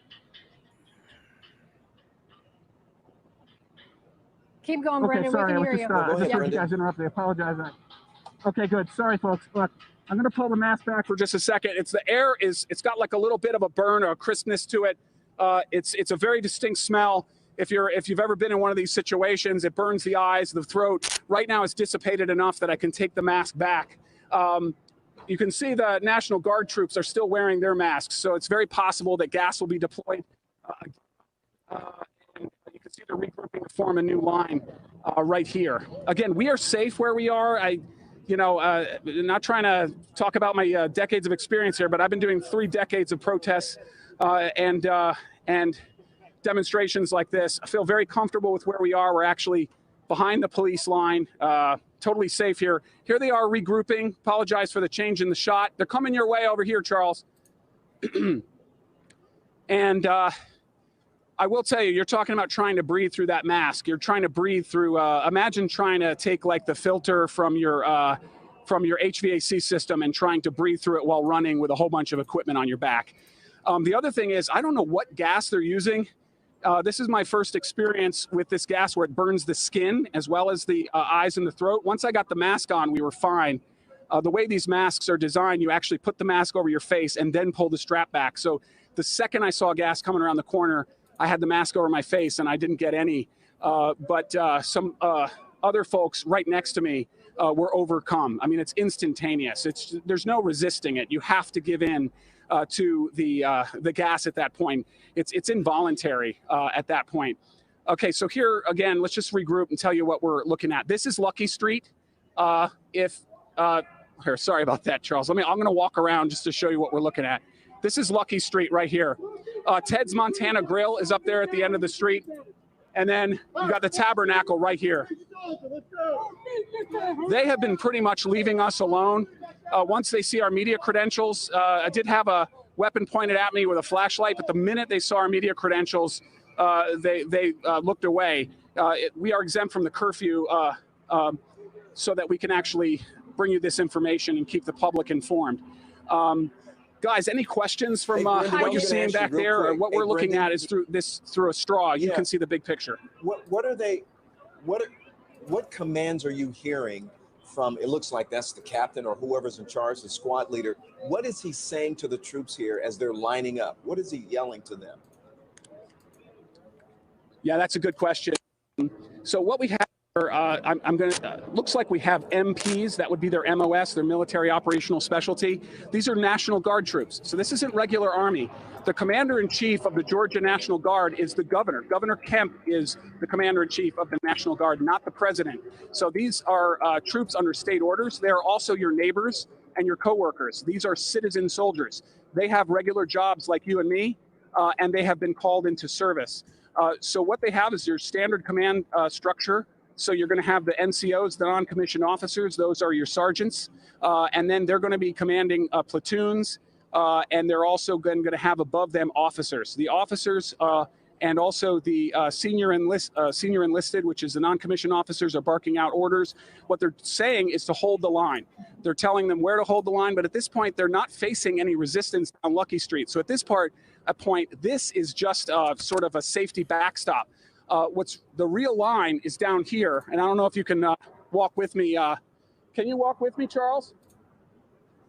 See if we can walk together. I'm going to take the mask off for just a minute and reload it, get it ready to deploy. Let me put my earpiece back. Sorry about that, guys. Okay, so Charles is walking through Charles Holmes, photojournalist. We have is we're at the back of the line. You've got the National Guard soldiers off to camera. And then there seems to be some white shirts. Those are the commanders with the Atlanta Police Department are currently coordinating with the National Guard over what the next steps are. Where we are is behind the line, where these are the Georgia State Patrol and SWAT vehicles that are holding up the back of the line. And then the front, if you will, where the officers are holding a line with the protesters is further down here, down Centennial Olympic Park Boulevard. As you're looking at that shot now. I apologize, it's very dark right here, but that's where you can see that they've got a line that they're holding. They're not advancing at this point. They have done this sort of method of fire the tear gas, wait for the crowd to disperse. That buys them territory. Then they're moving forward. We've seen all but the diehards leave the area. There are still some diehard protesters here, demonstrators, who are here in violation of the curfew. And we can expect to see some arrests if it goes like it did last night. Yeah, Brendan, that was going to be my next question, actually, about some context to how many protesters you're still seeing at this point, because earlier, well, really just within the last 2 hours, there were still many hundreds, perhaps thousands that were still there.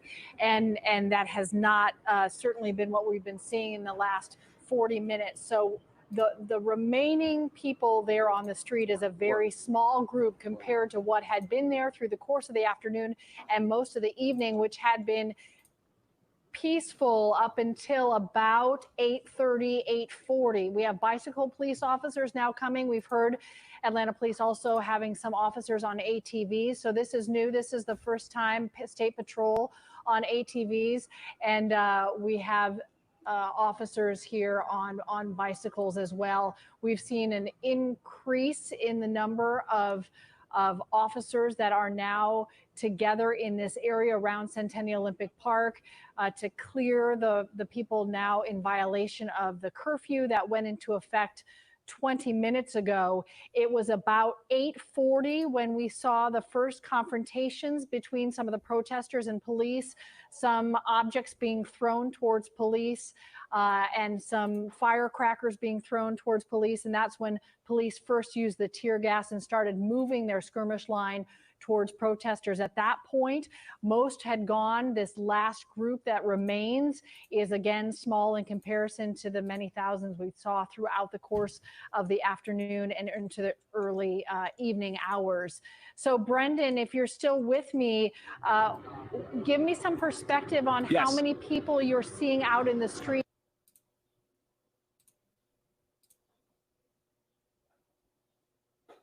and to save lives and property. And, you know, it's difficult enough, and then to have to be worried about their backs, you know, like something may happen to them or their equipment. And we've been told that they do have people watching to make sure that everything's good. You can see there the Santa Monica firefighter quickly extinguishing that fire, that vehicle fire. It's amazing the smoke that vehicles put out, that black toxic smoke. A little flare up as he was getting the hose inside, and then you've got the glass that's breaking. The tires explode at some point. Of course, the paint is burning as well. And the dangerous is a gas gasoline tank. in the tank. Exactly. Hopefully, it's not a full gas tank. Yeah, but they made quick work of it, as you mentioned, Derek, and we were hoping that would happen before it spread to that construction trailer, which is about 2 or 3 feet just to the right of it. The heat coming off that car, obviously very intense, and it's good to see that the trailer wasn't ignited. And Kai, even you saying that too, you know, these kids don't realize. Well, I may bring this to a close. This is going to go on and on and on, and then I'm sure it's going to get worse and worse and worse. I think the thing to keep an eye on tonight is, of course, how the curfews are going to be enforced. And it seems to me that every day this thing expands, the more the hammer is going to come down on curfews. And I honestly wouldn't be surprised if, you know, the deadly force begins to be applied. Frankly, I have no problem with that, with people beating other people up and stealing and destroying property. I think that might maybe inspire a few people to, you know, again,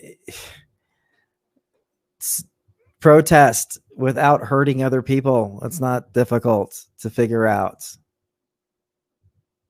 It's not difficult to figure out. Protest without hurting other people.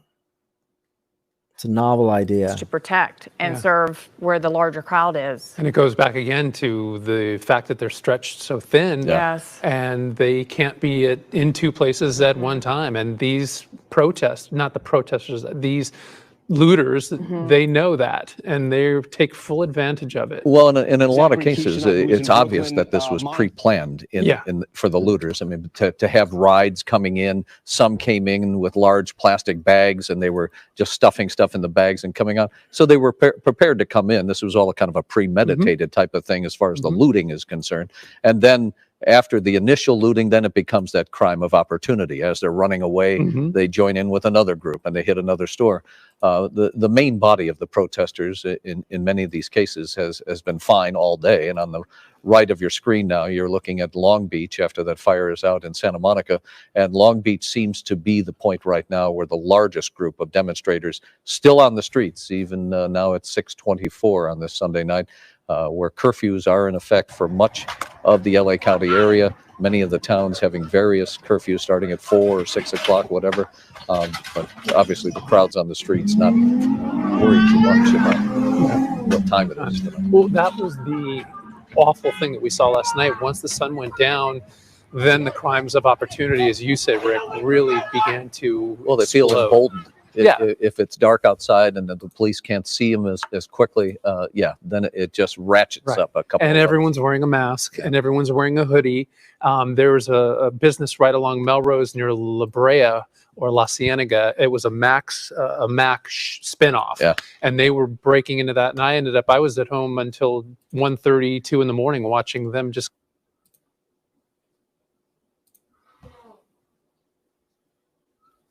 To sort of get a bait ball together and force them into the net, so to speak. It's kind of like that. So that the net is not where we are. This is the part forcing people into the net. The net is going to be farther north and farther east into the heart of downtown. That's where there are other officers staged, and there are officers from other departments, including we saw Clayton County Police, we saw some DeKalb Police, Georgia State Patrol, and they are en masse. They also have the streets cordoned off north and east of here. So is it possible to get out of here? Yes, but what they're hoping to do, and this is no special insight, it's just common sense. What they're hoping to do is to try to interdict these guys, these men and women, before they start smashing windows like we saw last night and even more the nights earlier than that. Ron, go ahead with your questions. Brendan, from your perspective, from where you're standing right now, it appeared that I thought I saw some protesters on the other side of that skirmish line, on the other side of the line that the National Guard is holding. That's right. That there were objects being thrown, or the police officers, there are objects being thrown at them. Is that true? Are there protesters on the other side of that line they're holding? Yes. Yes, there are. And now we see the reinforcements coming in. It's not clear who these officers are. I don't see any markings yet. Okay, Georgia State Patrol. We got Georgia State Patrol, and they are in what we would call full battle rattle. This is helmet. They've got heavy sticks. These are bigger than your standard nightstick that you and I would have used, Ron, back in the day. They've got knee pads. They've got shin guards. I mean, this is ready for battle kind of gear. They are standing by back here as sort of a third line now that has just formed right next to us. And they are preparing, you know, if the first line is broken, the second line is broken. Plus, these are reinforcements who can come up and take the place of the front line to give them some relief so you don't have a long-term standoff. We're still hot here. Still hot here, Charlie. Or Charles. Sorry about that. Just making sure you knew. All right, yes. So to answer your question, Ron, there are still some protesters down there, and the police are not advancing, and that's different than last night where they kept advancing until there were other officers there to arrest them. But what we have right now is sort of a peaceful standoff, but make no mistake, the police are in charge of this ground right now. They have captured this ground, and they are in control of this ground. And these are classic battle tactics. There's just no other way to put it. Having been in combat, this is the way it works. You try to capture ground, and then you try to hold it with as little attrition as possible. And at this point, we're not seeing anyone injured, which is extremely helpful. The gas definitely dispersed the crowd quickly, and then these police officers and National Guard soldiers moved in. We're just going to, guys, just for a second, we're going to give Charles' shoulder here a break and set up the tripod. Okay. Go ahead. The one thing I wanted to point out here too, Brendan, I know we're talking about skirmish lines and throwing around all these different terms.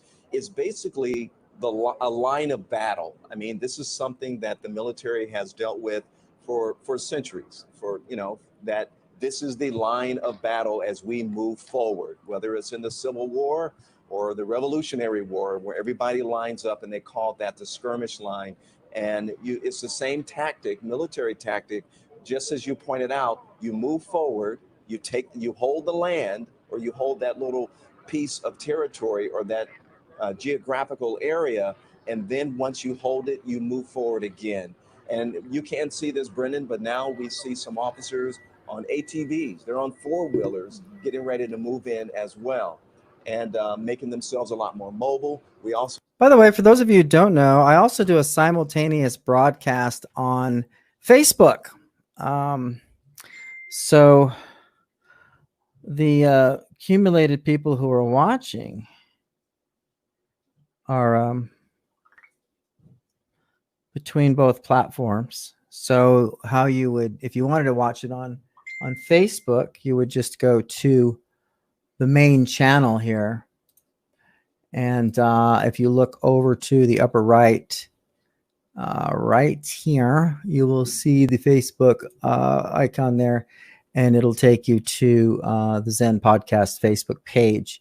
And so you can also watch it there. My computer's loading, I think, quite slow because I got so much going on at one time.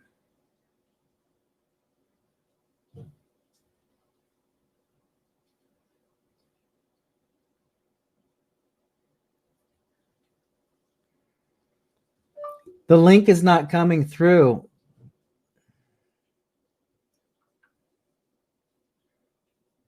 See if you can send it on the Facebook page.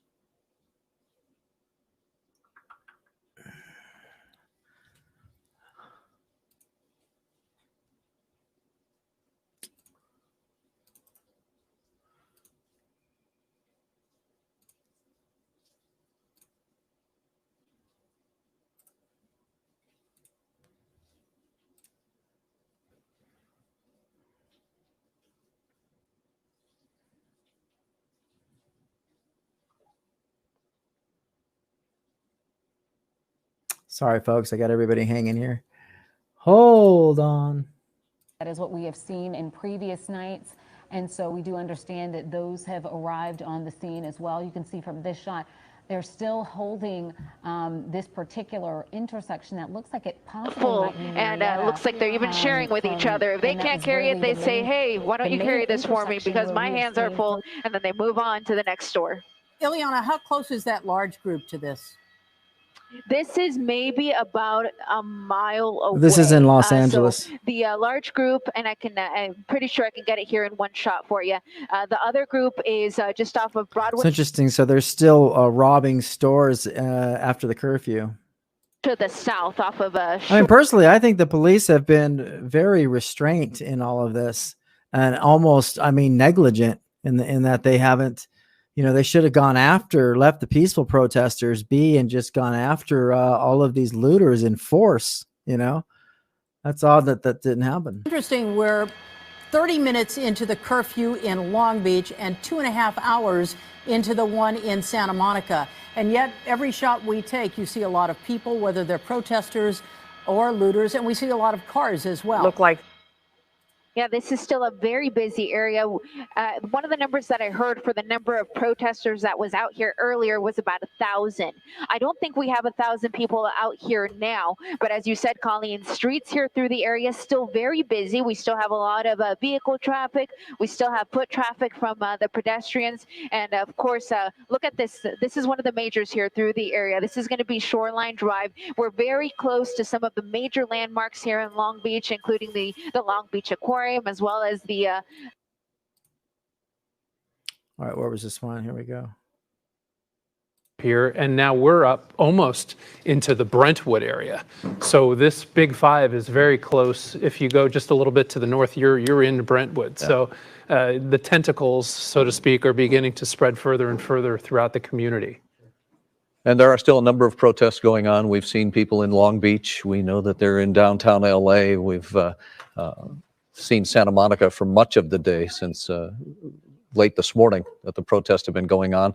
Things seem to be winding down in some areas and then popping up again in some as well. But the looting has been going on almost nonstop in various parts of town for the last 4 or 5 hours. Yeah, at least. And we have this curfew in effect from 6 p.m. tonight, which we're in curfew time right now. That period has already began about 33 minutes ago, and it's going to extend all the way into tomorrow morning, Monday morning at 6 a.m. Yeah, so it'll be interesting to see how things get handled. As you said, the sun should be setting just before 8 o'clock tonight. Once the sun goes down, it becomes a new ball game out there in the streets in many sense. We do have the National Guard that has been stationed here in town. We saw them being deployed earlier today in a convoy of Humvees and various vehicles moving into various communities. We know that they're downtown in LA over near City Hall protecting that particular building, but we haven't seen them elsewhere at this point. So we're wondering exactly when we'll start seeing some of the Humvees popping up in various locations, and probably to protect buildings and is over that area. We don't see if there are. All right, there's movement here now. There is some movement here now. Yeah, and Boyd, Minneapolis. Randy, you commented earlier. Just let me read this tweet quickly from the Minneapolis police, who have said there's a large group of peaceful protesters on Washington Avenue at 35W. Traffic is blocked in both directions. Individuals in this group have been observed diffusing others who are showing aggression or anger. It's an interesting tweet to come from the Minneapolis police, them recognizing that there are certain people in that group that are trying to calm the group down and keep it peaceful. Go ahead, Boyd. Yeah, and I think that's what we're seeing too, Julie. You know, they are violating the curfew, but most of what we've seen, everything I've seen from this vantage point has been in a peaceful way. So make of that what you want. Randy had commented earlier about the amount of... Yeah, it's a very soft enforcement. Past the Washington Avenue overpass, and that cleared really quickly with a few volleys of tear gas underneath the bridge, and as that gas wafted up over the bridge, there were squealing tires and people making a beeline to get off that bridge, and I'm sure that's exactly what the officers had intended as they launched those volleys of tear gas. So the bridge, the overpass itself is completely empty and devoid of traffic right now. But there's that group of a couple hundred protesters on the west end of the overpass, and then we're presuming, just out of our view, that there's another group of protesters on the east side. And we're gonna turn the camera now because there's a group of a large group, probably over 100 officers, who are now walking in the southbound lanes of I-35 toward the overpass. Their destination is unknown to us right now. And as you recall, we've been talking about another smaller group of officers who are on the other side of the overpass, and they've maintained their position. And at some point, they're going to converge here, it looks like. Yeah, it does, and it's interesting because you sure can't see any people on the overpass itself. So, just watching this play out in real time as state troopers are trying to get people to go home and disperse some of the crowds that have gathered, who had been peaceful earlier today, marching for justice for George Floyd. Last night, we know they were successful in breaking up those groups and for the most part, keeping things quiet in Minneapolis and St. Paul. But obviously, we've also had a number of. We're just going to add, Julie. We have a number of Minneapolis police officers in their blue uniforms now arriving on the scene as well, with squad cars. Often, when we see large numbers of squad cars arrive, that signifies they're getting ready to make arrests. I don't know if that's the case this time, but just an observation that we've made that there are a number of additional squads that have arrived on the scene. Interesting. Did that group? There's also heard a whole bunch of sirens go off here in where I live. Wonder what's going on there. There were a very tiny little protest. The National Guard in town today. Humvees and other military vehicles. I'm on top of the. So in a few hundred feet, just up the freeway, is where that incident happened earlier today, with the tanker truck that drove into the crowd of protesters. So this has been a very active spot for us for several hours. First with that peaceful protest on the freeway, then the tanker truck and the clearing of the freeway that took place, and then now all within a few hundred feet, it's escalated to this tense situation right now with the protesters who are peaceful but refusing to leave and obey the curfew, and this ever-growing presence of officers who are would appear to be in position to make arrests. I'm hoping we can get Lauren lined up to check in with her, since she's kind of in amongst those people, the protesters themselves. And then maybe if we could get lined up the video of that semi that's going down the interstate as soon as we finish talking to Lauren, to get people up to speed who maybe are just joining us on what happened earlier this evening. But right now, let's check in with Lauren because it appears she's on the move. Lauren?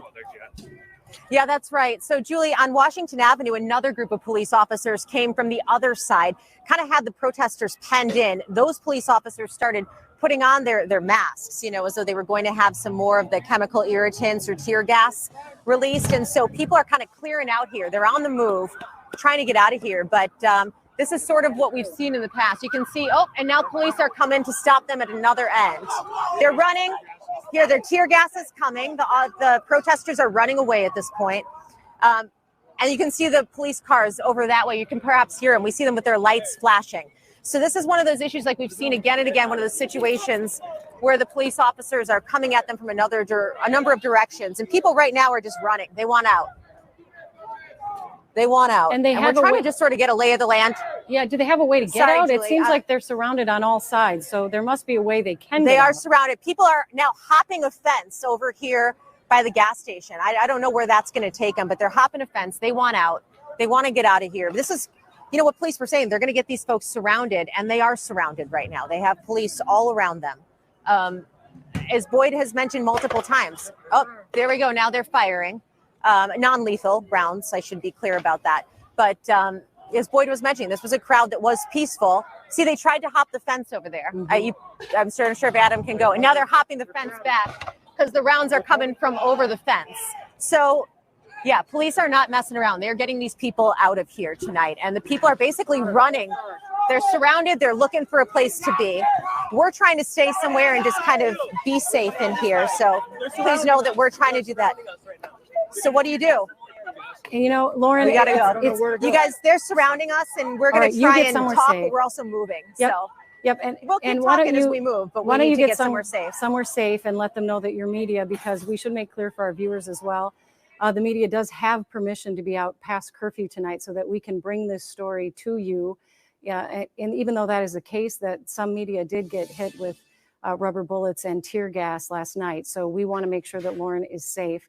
It appears they're using the same tactic tonight that St. Paul police tried to use last night when people went onto the bridge.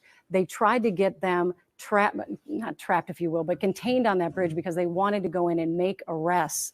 So that may be what's happening here, is they're not letting them have any way out because they're going to try to make some arrests here for people for breaking curfew tonight. And the people who are there are very well aware of that and are wanting to have their voices heard, and in that way, they're aware that they may be arrested and that tear gas could be deployed or other non-lethal means. But we did see the police using that last night. And in St. Paul, the police chief, Axtell, said they attempted to do that on the bridge, but those protesters were able to get off the bridge before they made a lot of arrests. I'm not sure what we're looking at from Sky 11. Let's take a look at this.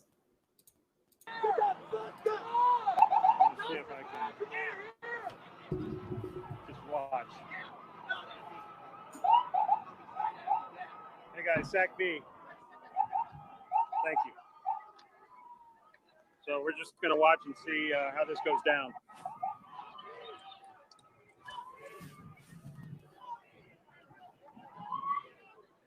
The officers aren't making any move on them at this point. They're letting the protesters come to them. Now, they're not throwing water bottles or anything right now. They threw a rock earlier, and they've been pelting the officers at the Capitol repeatedly with debris, water. I saw a urine-filled water bottle yesterday, eggs, you name it. See, the whole world is watching. Once they set the curfew, are they going to enforce it? Now it's really coming down to it.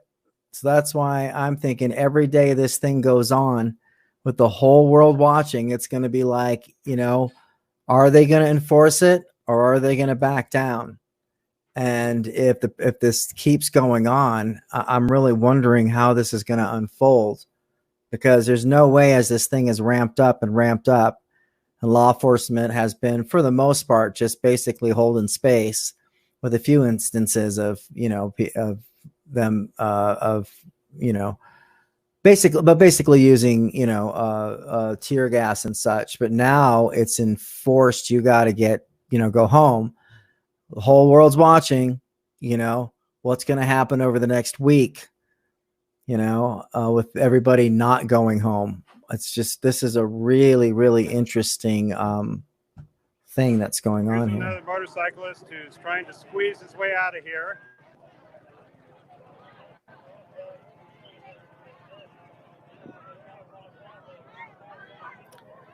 Those cars are going to be there for a long time.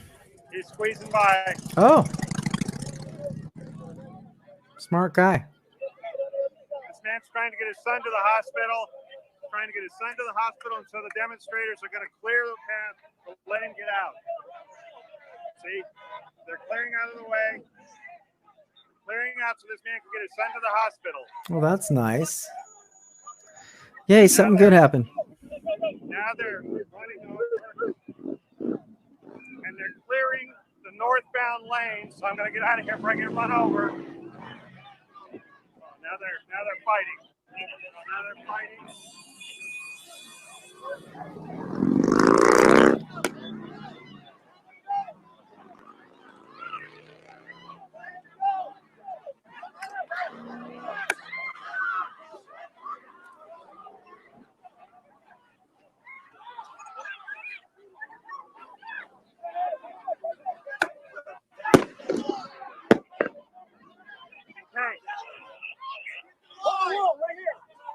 Okay, that protester somehow got out of their grasp.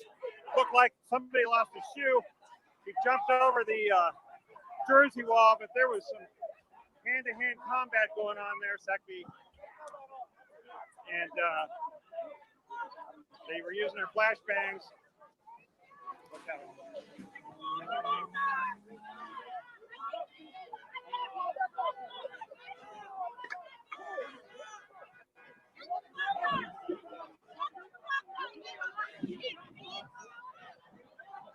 So they did not detain that guy, that protester. Managed to get back over the Jersey wall, but the officers are keeping them from climbing over on Right? That was southbound slick. lanes. Right now, they're holding the northbound technique. Gotcha. Over here? Sure, thank you. Trying to get me out of the way.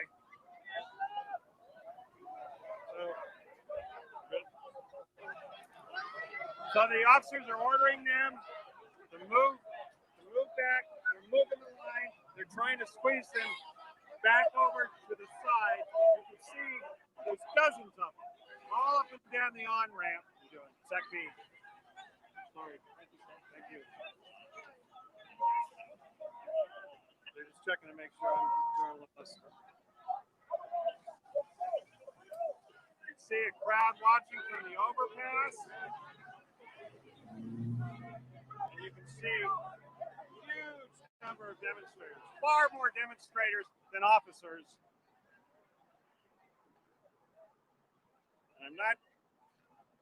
I imagine if they were trying to drive them in any direction, the easiest route would be up that J Street ramp up there.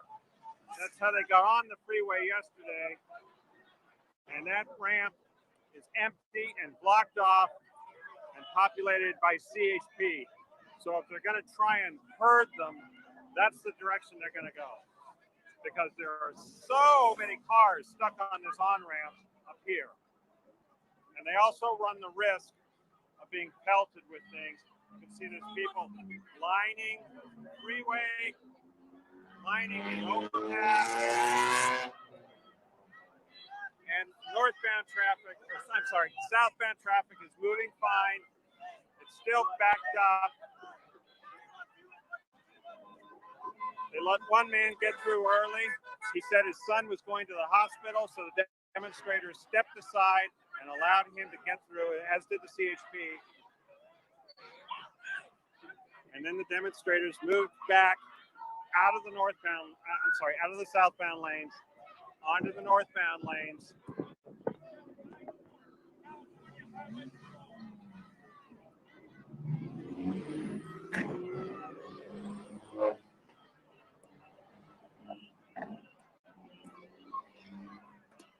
Traffic here is a little backed up because the CHP has blocked off one lane of the southbound freeway just to give them some buffer room for when they do whatever it is they're going to do.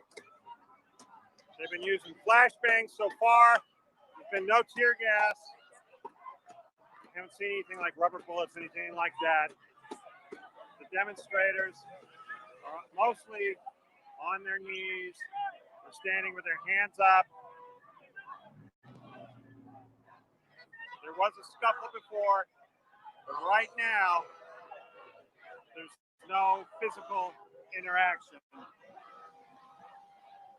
These officers are concerned about the guys with the skateboards because you can see they're concerned the skateboard could be used as a shield against the baton. So they're firing those flashbangs again, and they're pushing them back. They're pushing them back toward the P Street ramp, the direction they came onto the freeway from.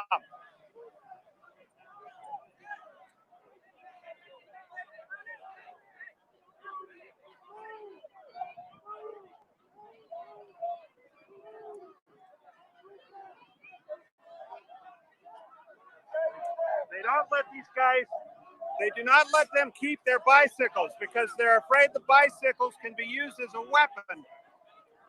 They could take the bicycle, they could jam it toward the officers, so they're taking their bicycles. They took one at the Capitol earlier.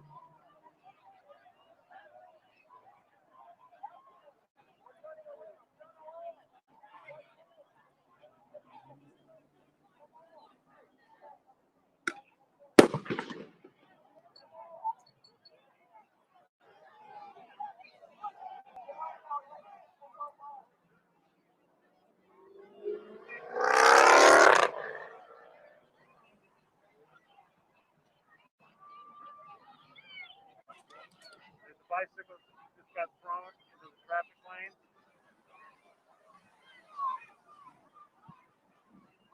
They're trying to clear these cars out of here so that they can move them back up, it looks like.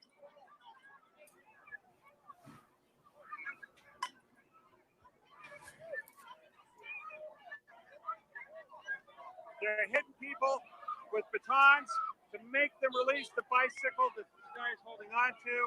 I can't get any closer without getting run over, so you can bear with me.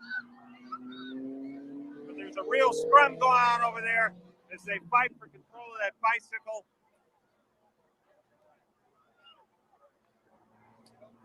Thank you. Thank you. Okay.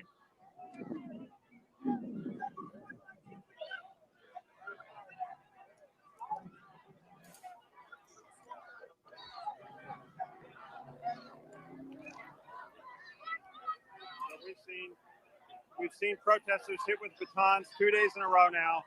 We saw it on the Highway 50 exit ramp where they failed to get onto the freeway. We saw it at the Capitol earlier this afternoon when the CHP formed a line. The demonstrators are announcing on the bullhorn that they want to go back to the Capitol. One of the organizers is telling them, let's go back to the Capitol. You can see there's a huge crowd on the overpass.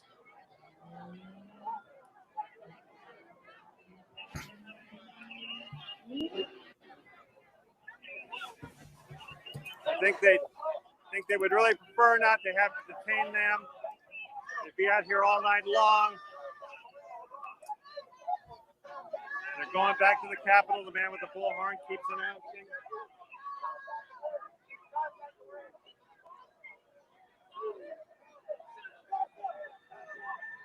Protesters slipping them off.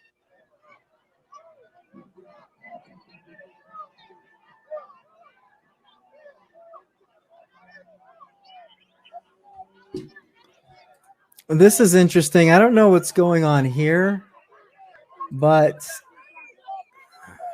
The officers are yelling, the sergeant's yelling, get off the freeway, get off the freeway. hold on a second here. Oh yeah, here was this. Oh, hold on. And they are slowly but surely giving up the ground that they gained. Hold on one second, folks. I'm a little lost. Okay. I'm just gonna real quick. Just this. I wanted to show you this.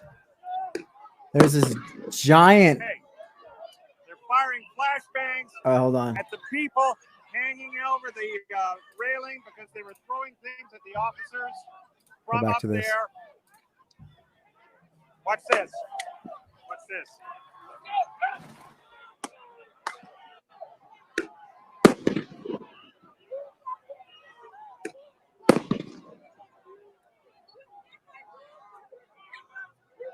So they exploding over their heads up there. It's mainly meant to scare them, and it's doing a good job because most of them have run away from their perch.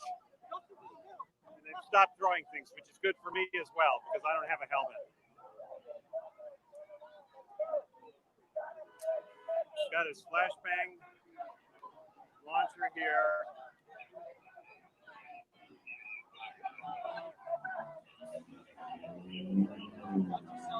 Yes, sir.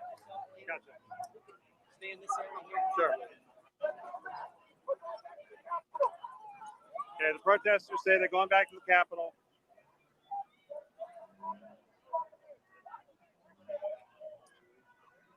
He's trying to decide whether he needs to deploy another one of these.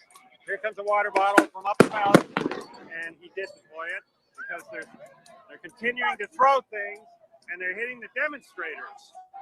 There you go. They just threw a rock.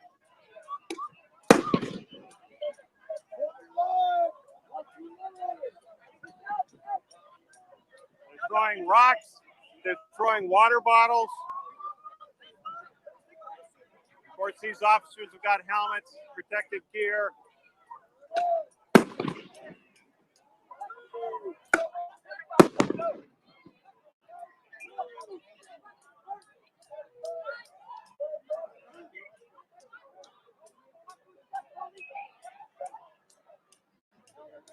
See a whole line of CHP cars coming up the freeway to help out.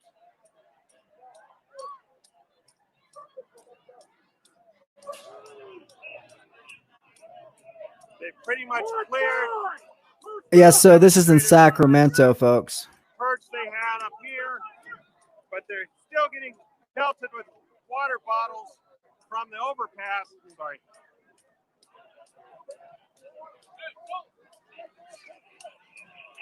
And it looks like these officers are going to try and clear them off that overpass with a couple of flashbangs.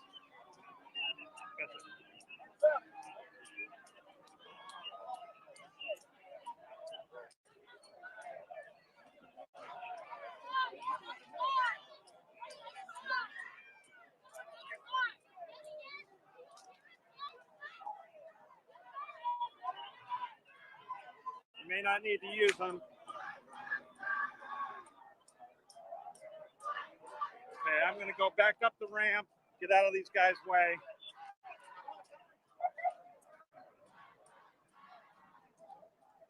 It looks like they may have detained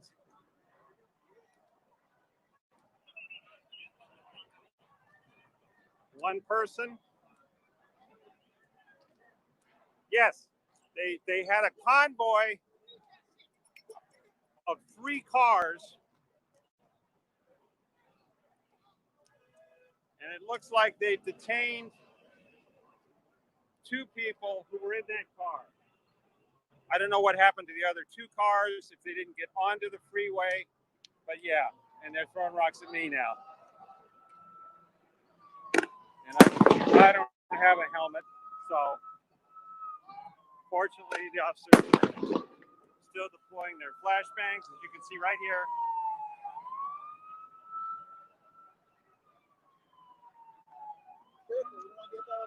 No, I know, they threw one right at me.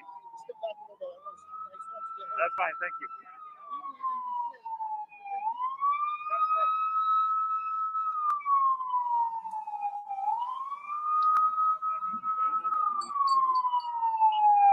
They're still throwing things.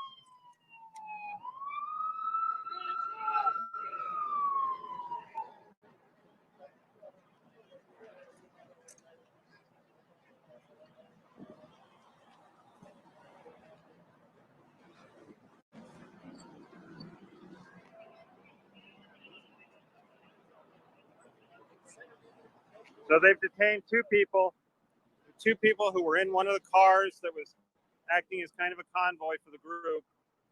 But the rest, the people who were on foot and who were on bicycles, were all pushed back up.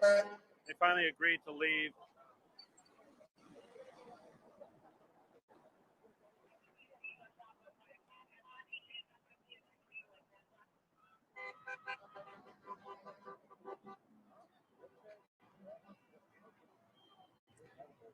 Well, it looks like they've got this thing under control, and I am going to get out of here and back up the ramp.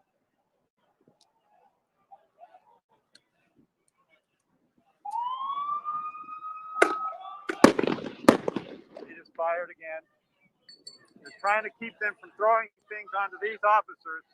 There's a drone overhead as well.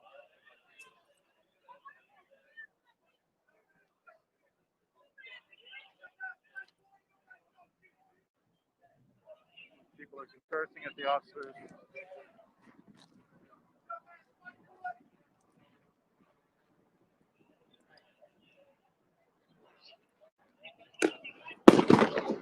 Still firing them.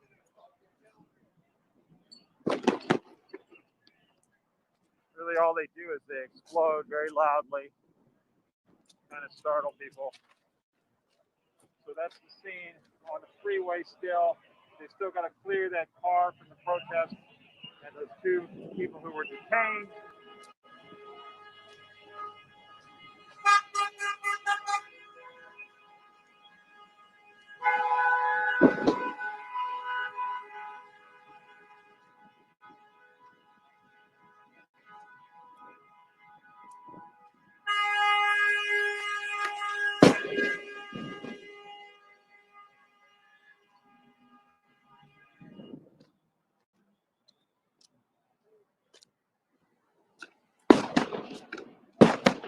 They do not want those people overhead. They're making that very clear. They don't want any more things thrown at them, especially because you're going to have traffic on this freeway shortly. They want to make sure nothing gets onto those cars, nothing gets thrown onto them, creates some kind of a hazard.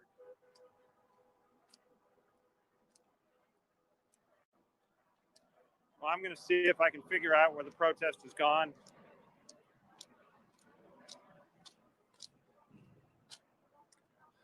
Another day in Sacramento. Thanks, guys. Appreciate it. They're still trying to get them off of there.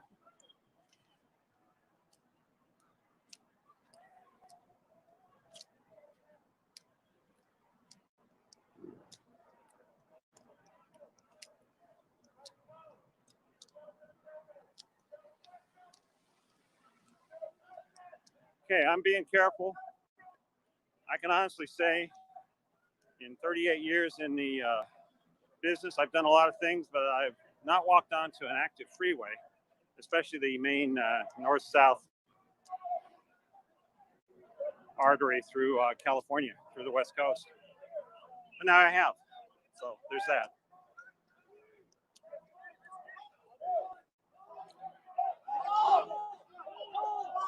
So the officers are waiting now because they want these demonstrators who are up on the fence line out of here. They want them out of here. They've been coming from the back line here.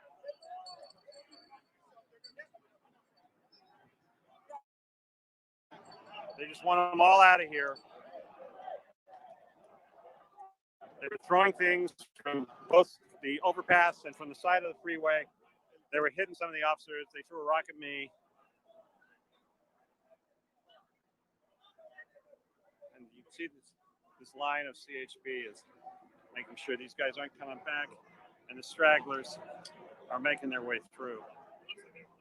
And then it's a question of, do they keep marching? Does this antagonize them to do more? Or do they feel some sense of victory? Because they did shut the freeway down in both directions for a while. And that's been their goal.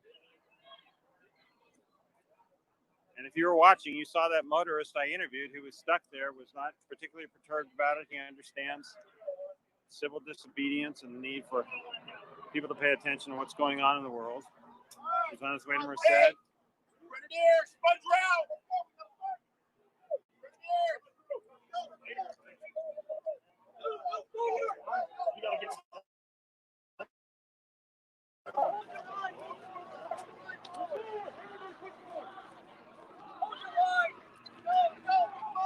Some demonstrators and a National Lawyers Guild person having some kind of conversation. Looks like somebody felt, well, that's the National Guild lawyer rep.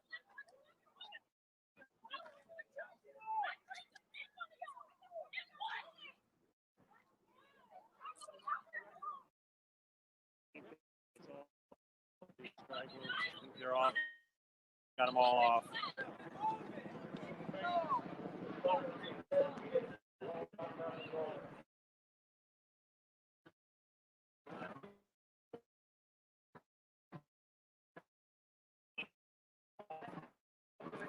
They're just making sure they don't try and come back. There's 2 helicopters.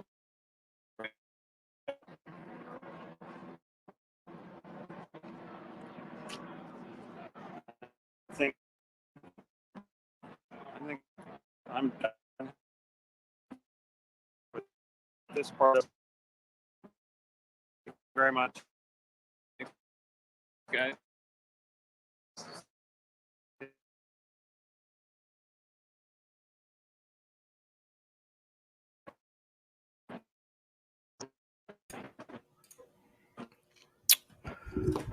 All right. That little feed has ended. It's continually going in. Do we have it, guys? So does my earpiece. Thank you. I want to start out by saying thank you for tuning in to our press conference tonight. Let's see what's going on. And we want to make it clear that that was Minneapolis police that fired that non-lethal round, and that they're just saying. Just checking a few feeds.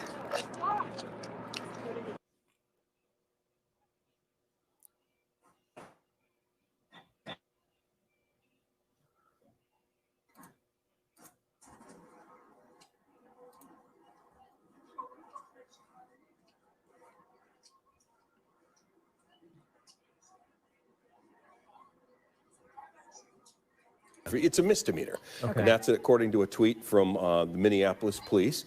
And so they are all being taken away. They'll be booked and charged, searched. Again, they found one weapon in this group that had been penned into the parking lot. And I know this is a very dark shot there, but this is the Bobby and Steve's mobile station, which is a very familiar site there. And just across 35 from there is the West Bank of the University of Minnesota. And of course, just a few blocks from there is also US Bank Stadium. We had sunset, 8:52 this evening. So we are under darkness. So it is hard to see what's going on here. But Kevin, you saying that, this is a misdemeanor for these folks and they wanted to be peaceful protesters. So they did that. And I guess you weigh it out. You want to, for your costs, if you want to do that. And we understand people right now want to make their voices heard. And it's important to note that we haven't seen the clash with law enforcement with this group. Yeah. They appear to be, kind of boxed in an area. There doesn't appear to be a confrontation with police. Police aren't using pepper spray or deploying tear gas right now. So, yeah, it seems to be a situation that is under control. Yeah, it is. Well, and I think we want to go now. So from this to the other part of this story that happened earlier. This is Eric Shalou, and he was there when a driver in a truck headed towards a crowd of people. Eric, quite a scene. Thousands of people, Paul, marching for George Floyd, a peaceful protest this afternoon. Now, the Department of Public Safety saying law enforcement is investigating why that semi-truck driver drove onto the bridge before 6 o'clock. We're right here, 35W Bridge. You can see behind me, this has been now a staging area for law enforcement after they cleared the bridge. You can see members of the Minnesota National Guard. There's a lot of, those are sheriff's deputies from neighboring counties that are in to help out in the Twin Cities. We just saw a Metro bus that had some of those special officers inside, but that's where we are now. This is the scene. But earlier, I wanted to show you some video. The camera was rolling as the truck drove onto the bridge. Those protesters had been through downtown Minneapolis since before 4 o'clock. I'm hoping that we do have that video that you can watch to show this truck. Very difficult situation when we were on the bridge. We saw people running towards us. They were trying to get away from that truck. We were on the southbound lanes of 35 W Bridge when the truck was trying to go on the northbound side into those protesters. I'm not sure, I'm not hearing if you guys can see that video at this point, but we have put together some new interviews. I'd like you to take a listen to one of the people that was on the bridge. gear and advance further and faster and harder.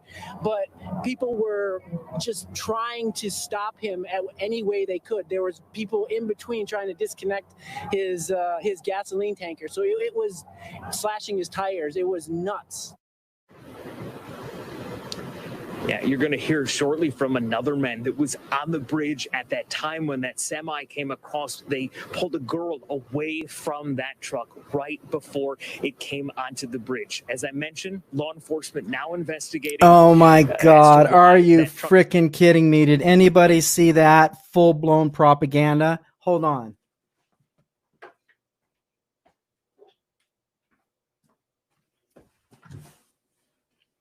I'm telling you, man, the cover-up, how they're reporting the violence and how they're underplaying the violence is unflippin' freaking believable.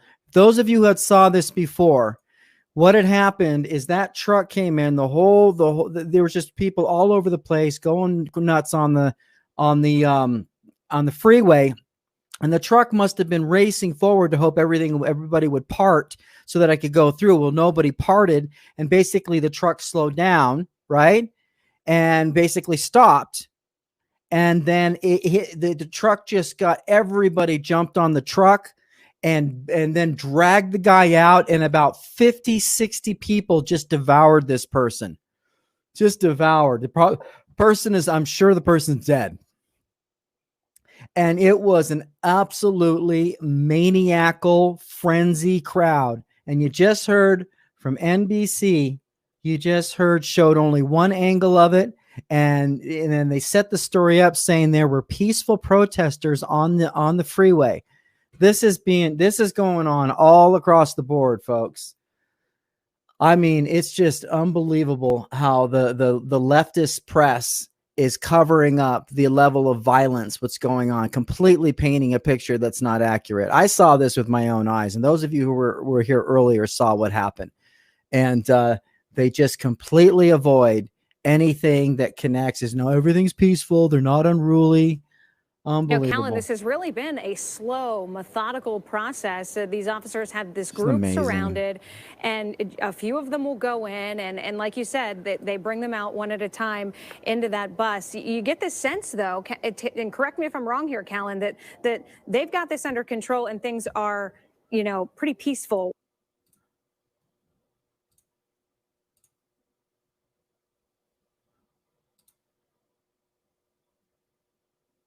And there's a real coordinated effort here to keep everyone together. So someone just said, we're going to Chavez, and another person said, wait. We gotta wait till we get the back of the line to catch up.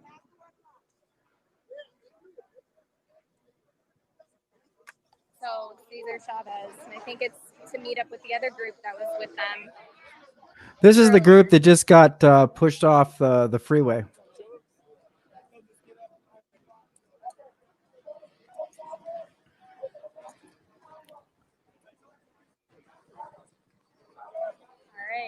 Going. Cesar Chavez. And they're saying, let's stay together. We have to stay together.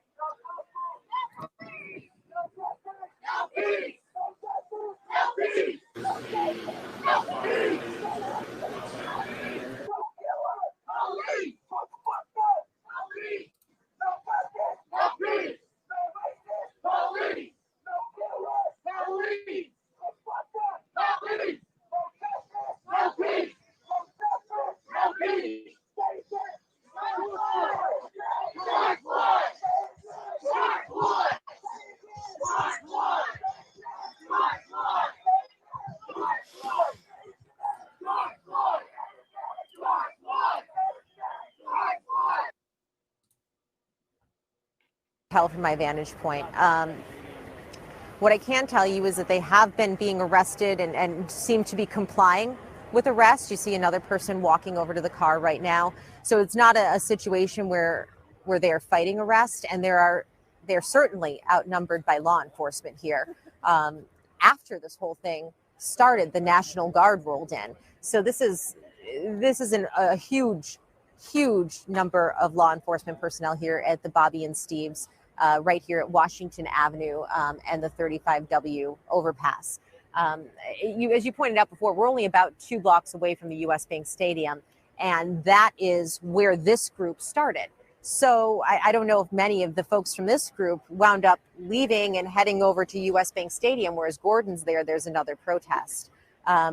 The people who are here were running from police. They tried to get away. They could not. They were corralled. And that was it. Oh, look, they're empty. Yep, they're emptying pockets. You can see the arrest taking place right now. What's going on? The police search of the people that they are arresting right now. I think Adam's got a good shot of that. Yeah, and they had tweeted earlier. And we did see a tweet come out earlier. Yep.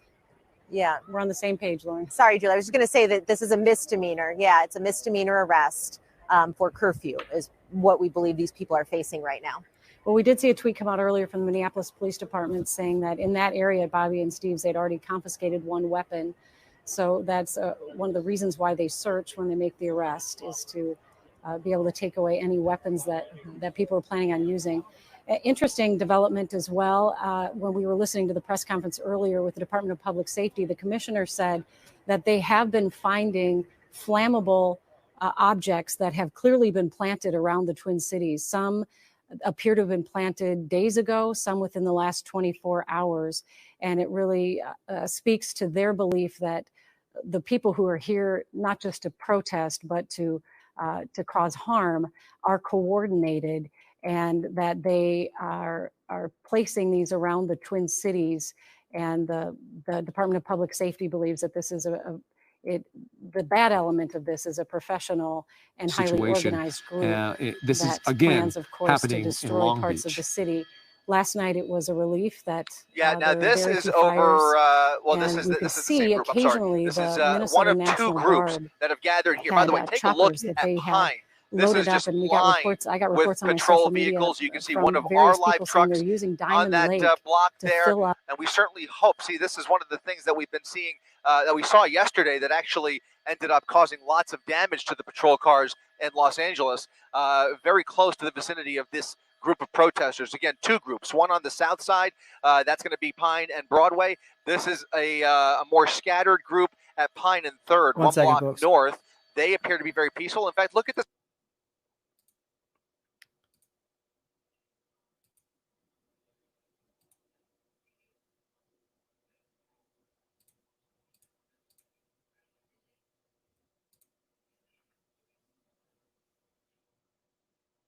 Police line that was about a half.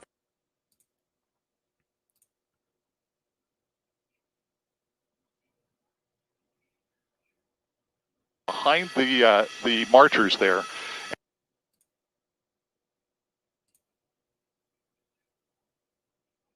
They were also boxed in, as we saw.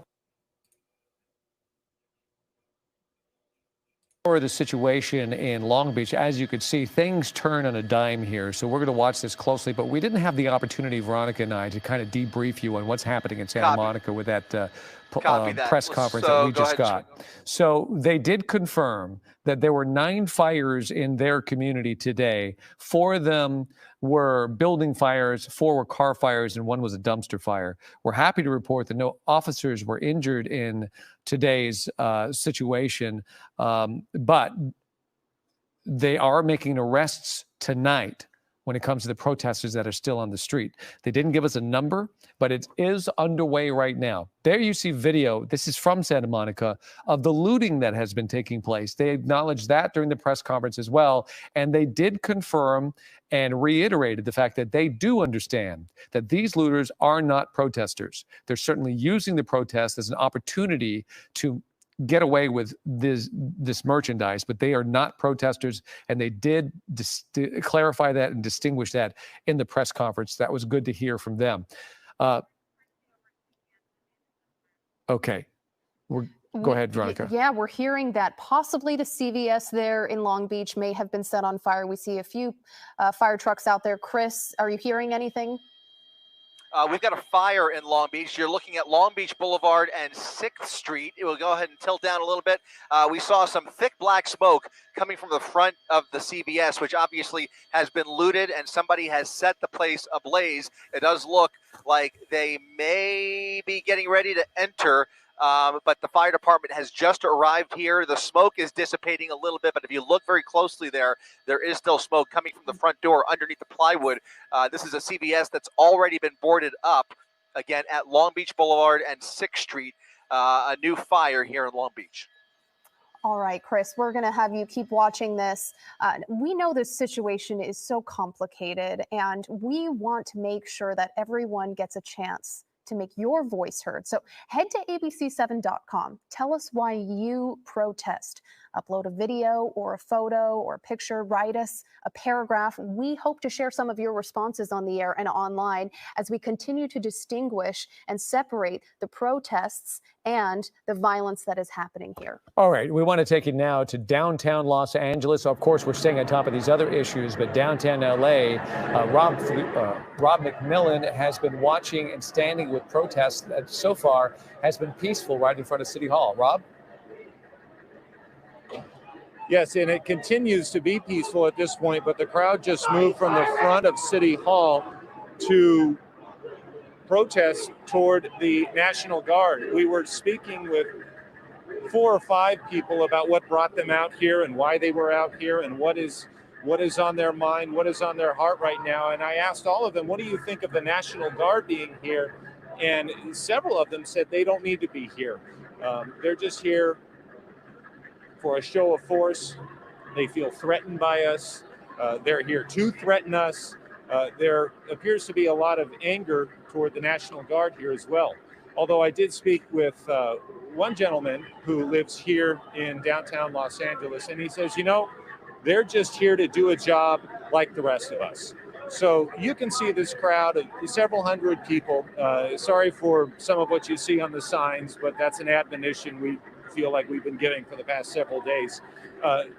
Pretty peaceful protest at this point. No justice, no peace is what they're chanting right now. I did speak with one lady who brought her 5-year-old daughter here. And I said, well, what are you going to do if this thing gets violent? She says, we're going to leave, but I wanted my daughter here to see what we're fighting for. Back to you. All right, Rob, we are going to come back to you in downtown Los Angeles. Meanwhile, we're going to head over to Leanne Suter in Santa Monica, who is with our sheriff, Alex Villanueva. Leanne. Yeah, that's right, Veronica. Joining me now is Sheriff Alex Villanueva here for LA County Sheriff Department. He has just come into the command post here at Santa Monica. Sheriff, I know you've just entered the scene here. Talk to me about what your sense is of what you are seeing happening here in Santa Monica and now across the county. Well, we've seen the images that have been broadcast across the media in different areas. Last night it was in the Fairfax, West Hollywood, Beverly Hills. Now today, Santa Monica, we have Long Beach, we have concerns in the Citadel and Commerce.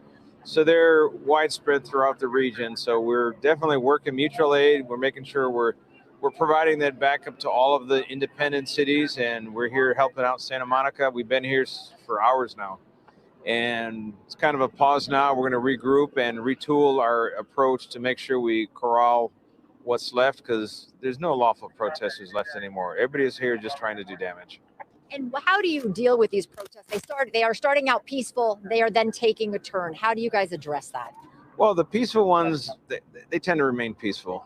But what's embedded within them are people that are right now, they're just acting like terrorists, you know, trying to instill fear and just damage property and loot. And we're going to separate them. We're going to start arresting them in mass. And that's what we're going to do with the rest of the night. And how do you guys deal with this countywide now stay at home, you know, this countywide curfew? Will you be arresting people on that? And are you kind of cracking down on that now that we're under that? Well, it's a tool, because anyone who's on the street right now, they're violating the curfew. You're already guilty of a misdemeanor crime. So that allows us to literally arrest people on the spot. And we're going to start filling up our buses until people start realizing we're serious. And what do you do in terms of kind of prevent this going forward? We've seen this kind of escalating, unfortunately, not every night getting worse and worse. What can you do to try to slow this progress or stop this altogether? Well, we're getting better, and you know, a lot of working between the different organizations. There's a lot of things that we have to work through and iron out all the kinks. But now, once we have it, it becomes more seamless, the operation, and the help that goes to the resources from city to city throughout the county is easier to dispatch. Well, you know, it seems to me, surprise, surprise, that actually this show of force and curfew is working. Am I missing something here? I mean, that's what it looks like. But we're coming for you. hard to watch these images when you see that there are just so many businesses that have been hit? I know they're trying to make their voices heard. They say this is part of it. No, I don't buy that for a minute. The people that wanted to make their voices heard did so peacefully, respecting the First Amendment rights and the property rights of other people. But all those businesses are being damaged. Those are livelihoods are being damaged. Those are businesses that are not going to take off again. Those are employees that are going to be out of a job. I mean, coming out of the pandemic, trying to get a job, and then to lose it behind someone's lawlessness, that's just inappropriate.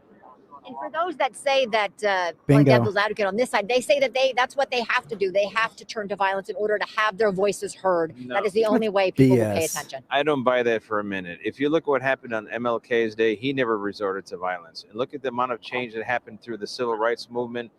They did not resort to violence at all. They were subjected to violence, I mean, left and right, but God bless them. They soldiered through. They made positive change. They got involved in the political process. They got the right people in office. And those are the things we can do today to affect change. And real quick about you guys helping out to help. You guys are a joint effort helping all these other departments, maybe smaller ones that maybe not have the personnel. How key is that when you're dealing? That's got to bum, you know, a lot of agitators out that this guy would speak such wisdom. Yeah, it was great. They were grateful for our presence here last night where we turned the tide and we prevented their city from being looted. And we'll continue doing that. Obviously, it takes a team. I'm assuming you guys have to work together in order to tackle some of these challenges. Yes, we're working closely with the LAPD and with all the independent chiefs of police throughout LA County. And we're also have help now coming from Santa Barbara County, Ventura County. So it's a big group effort. And the curfew, it is in place for tonight. Do you expect this is something we might see continuing into the next coming days? We're going to evaluate day by day. And for sure tonight, most likely it's going to happen again tomorrow night, and we'll see what happens after that. Thank you very much, Sheriff Alex Villanueva, out here on the scene here in Santa Monica, coming out to check in on his crews that have been out here helping Santa Monica all day as they work on dealing with the protesters. Just so you didn't, you know, I don't know if you had heard the World Health Organization says you don't have to wear a mask if you're a healthy individual. To see what it looks like kind of on the skirmish lines, but that's the latest with the sheriff here in Santa Monica. Leanne Suter, ABC 7 Eyewitness News. Thank you, Leanne, for that insight. And we want to bring you up to date as we continue our live breaking news coverage on Eyewitness News. We have a very sobering situation unfolding with several protests against police violence and also looting in parts of Southern California. Two very different stories that we've been monitoring. Santa Monica and Long Beach are two of the most impacted communities seeing civil unrest right now. Curfews are in place in many communities, including one for all of LA County, and that goes until 6 in the morning. So you cannot be outside right now. After things started peacefully earlier in the day, police have been trying to disperse protesters in Santa Monica for about... Well, I don't know. I think maybe I've reached I feel kind of like saturated. I don't know. I am a little bit surprised that things sort of chilled out so quickly, at least what I'm looking at here. I'm going to keep watching it tonight and find out, but who knows? Maybe the show of force comes out and all the protesters chilly willy, you know.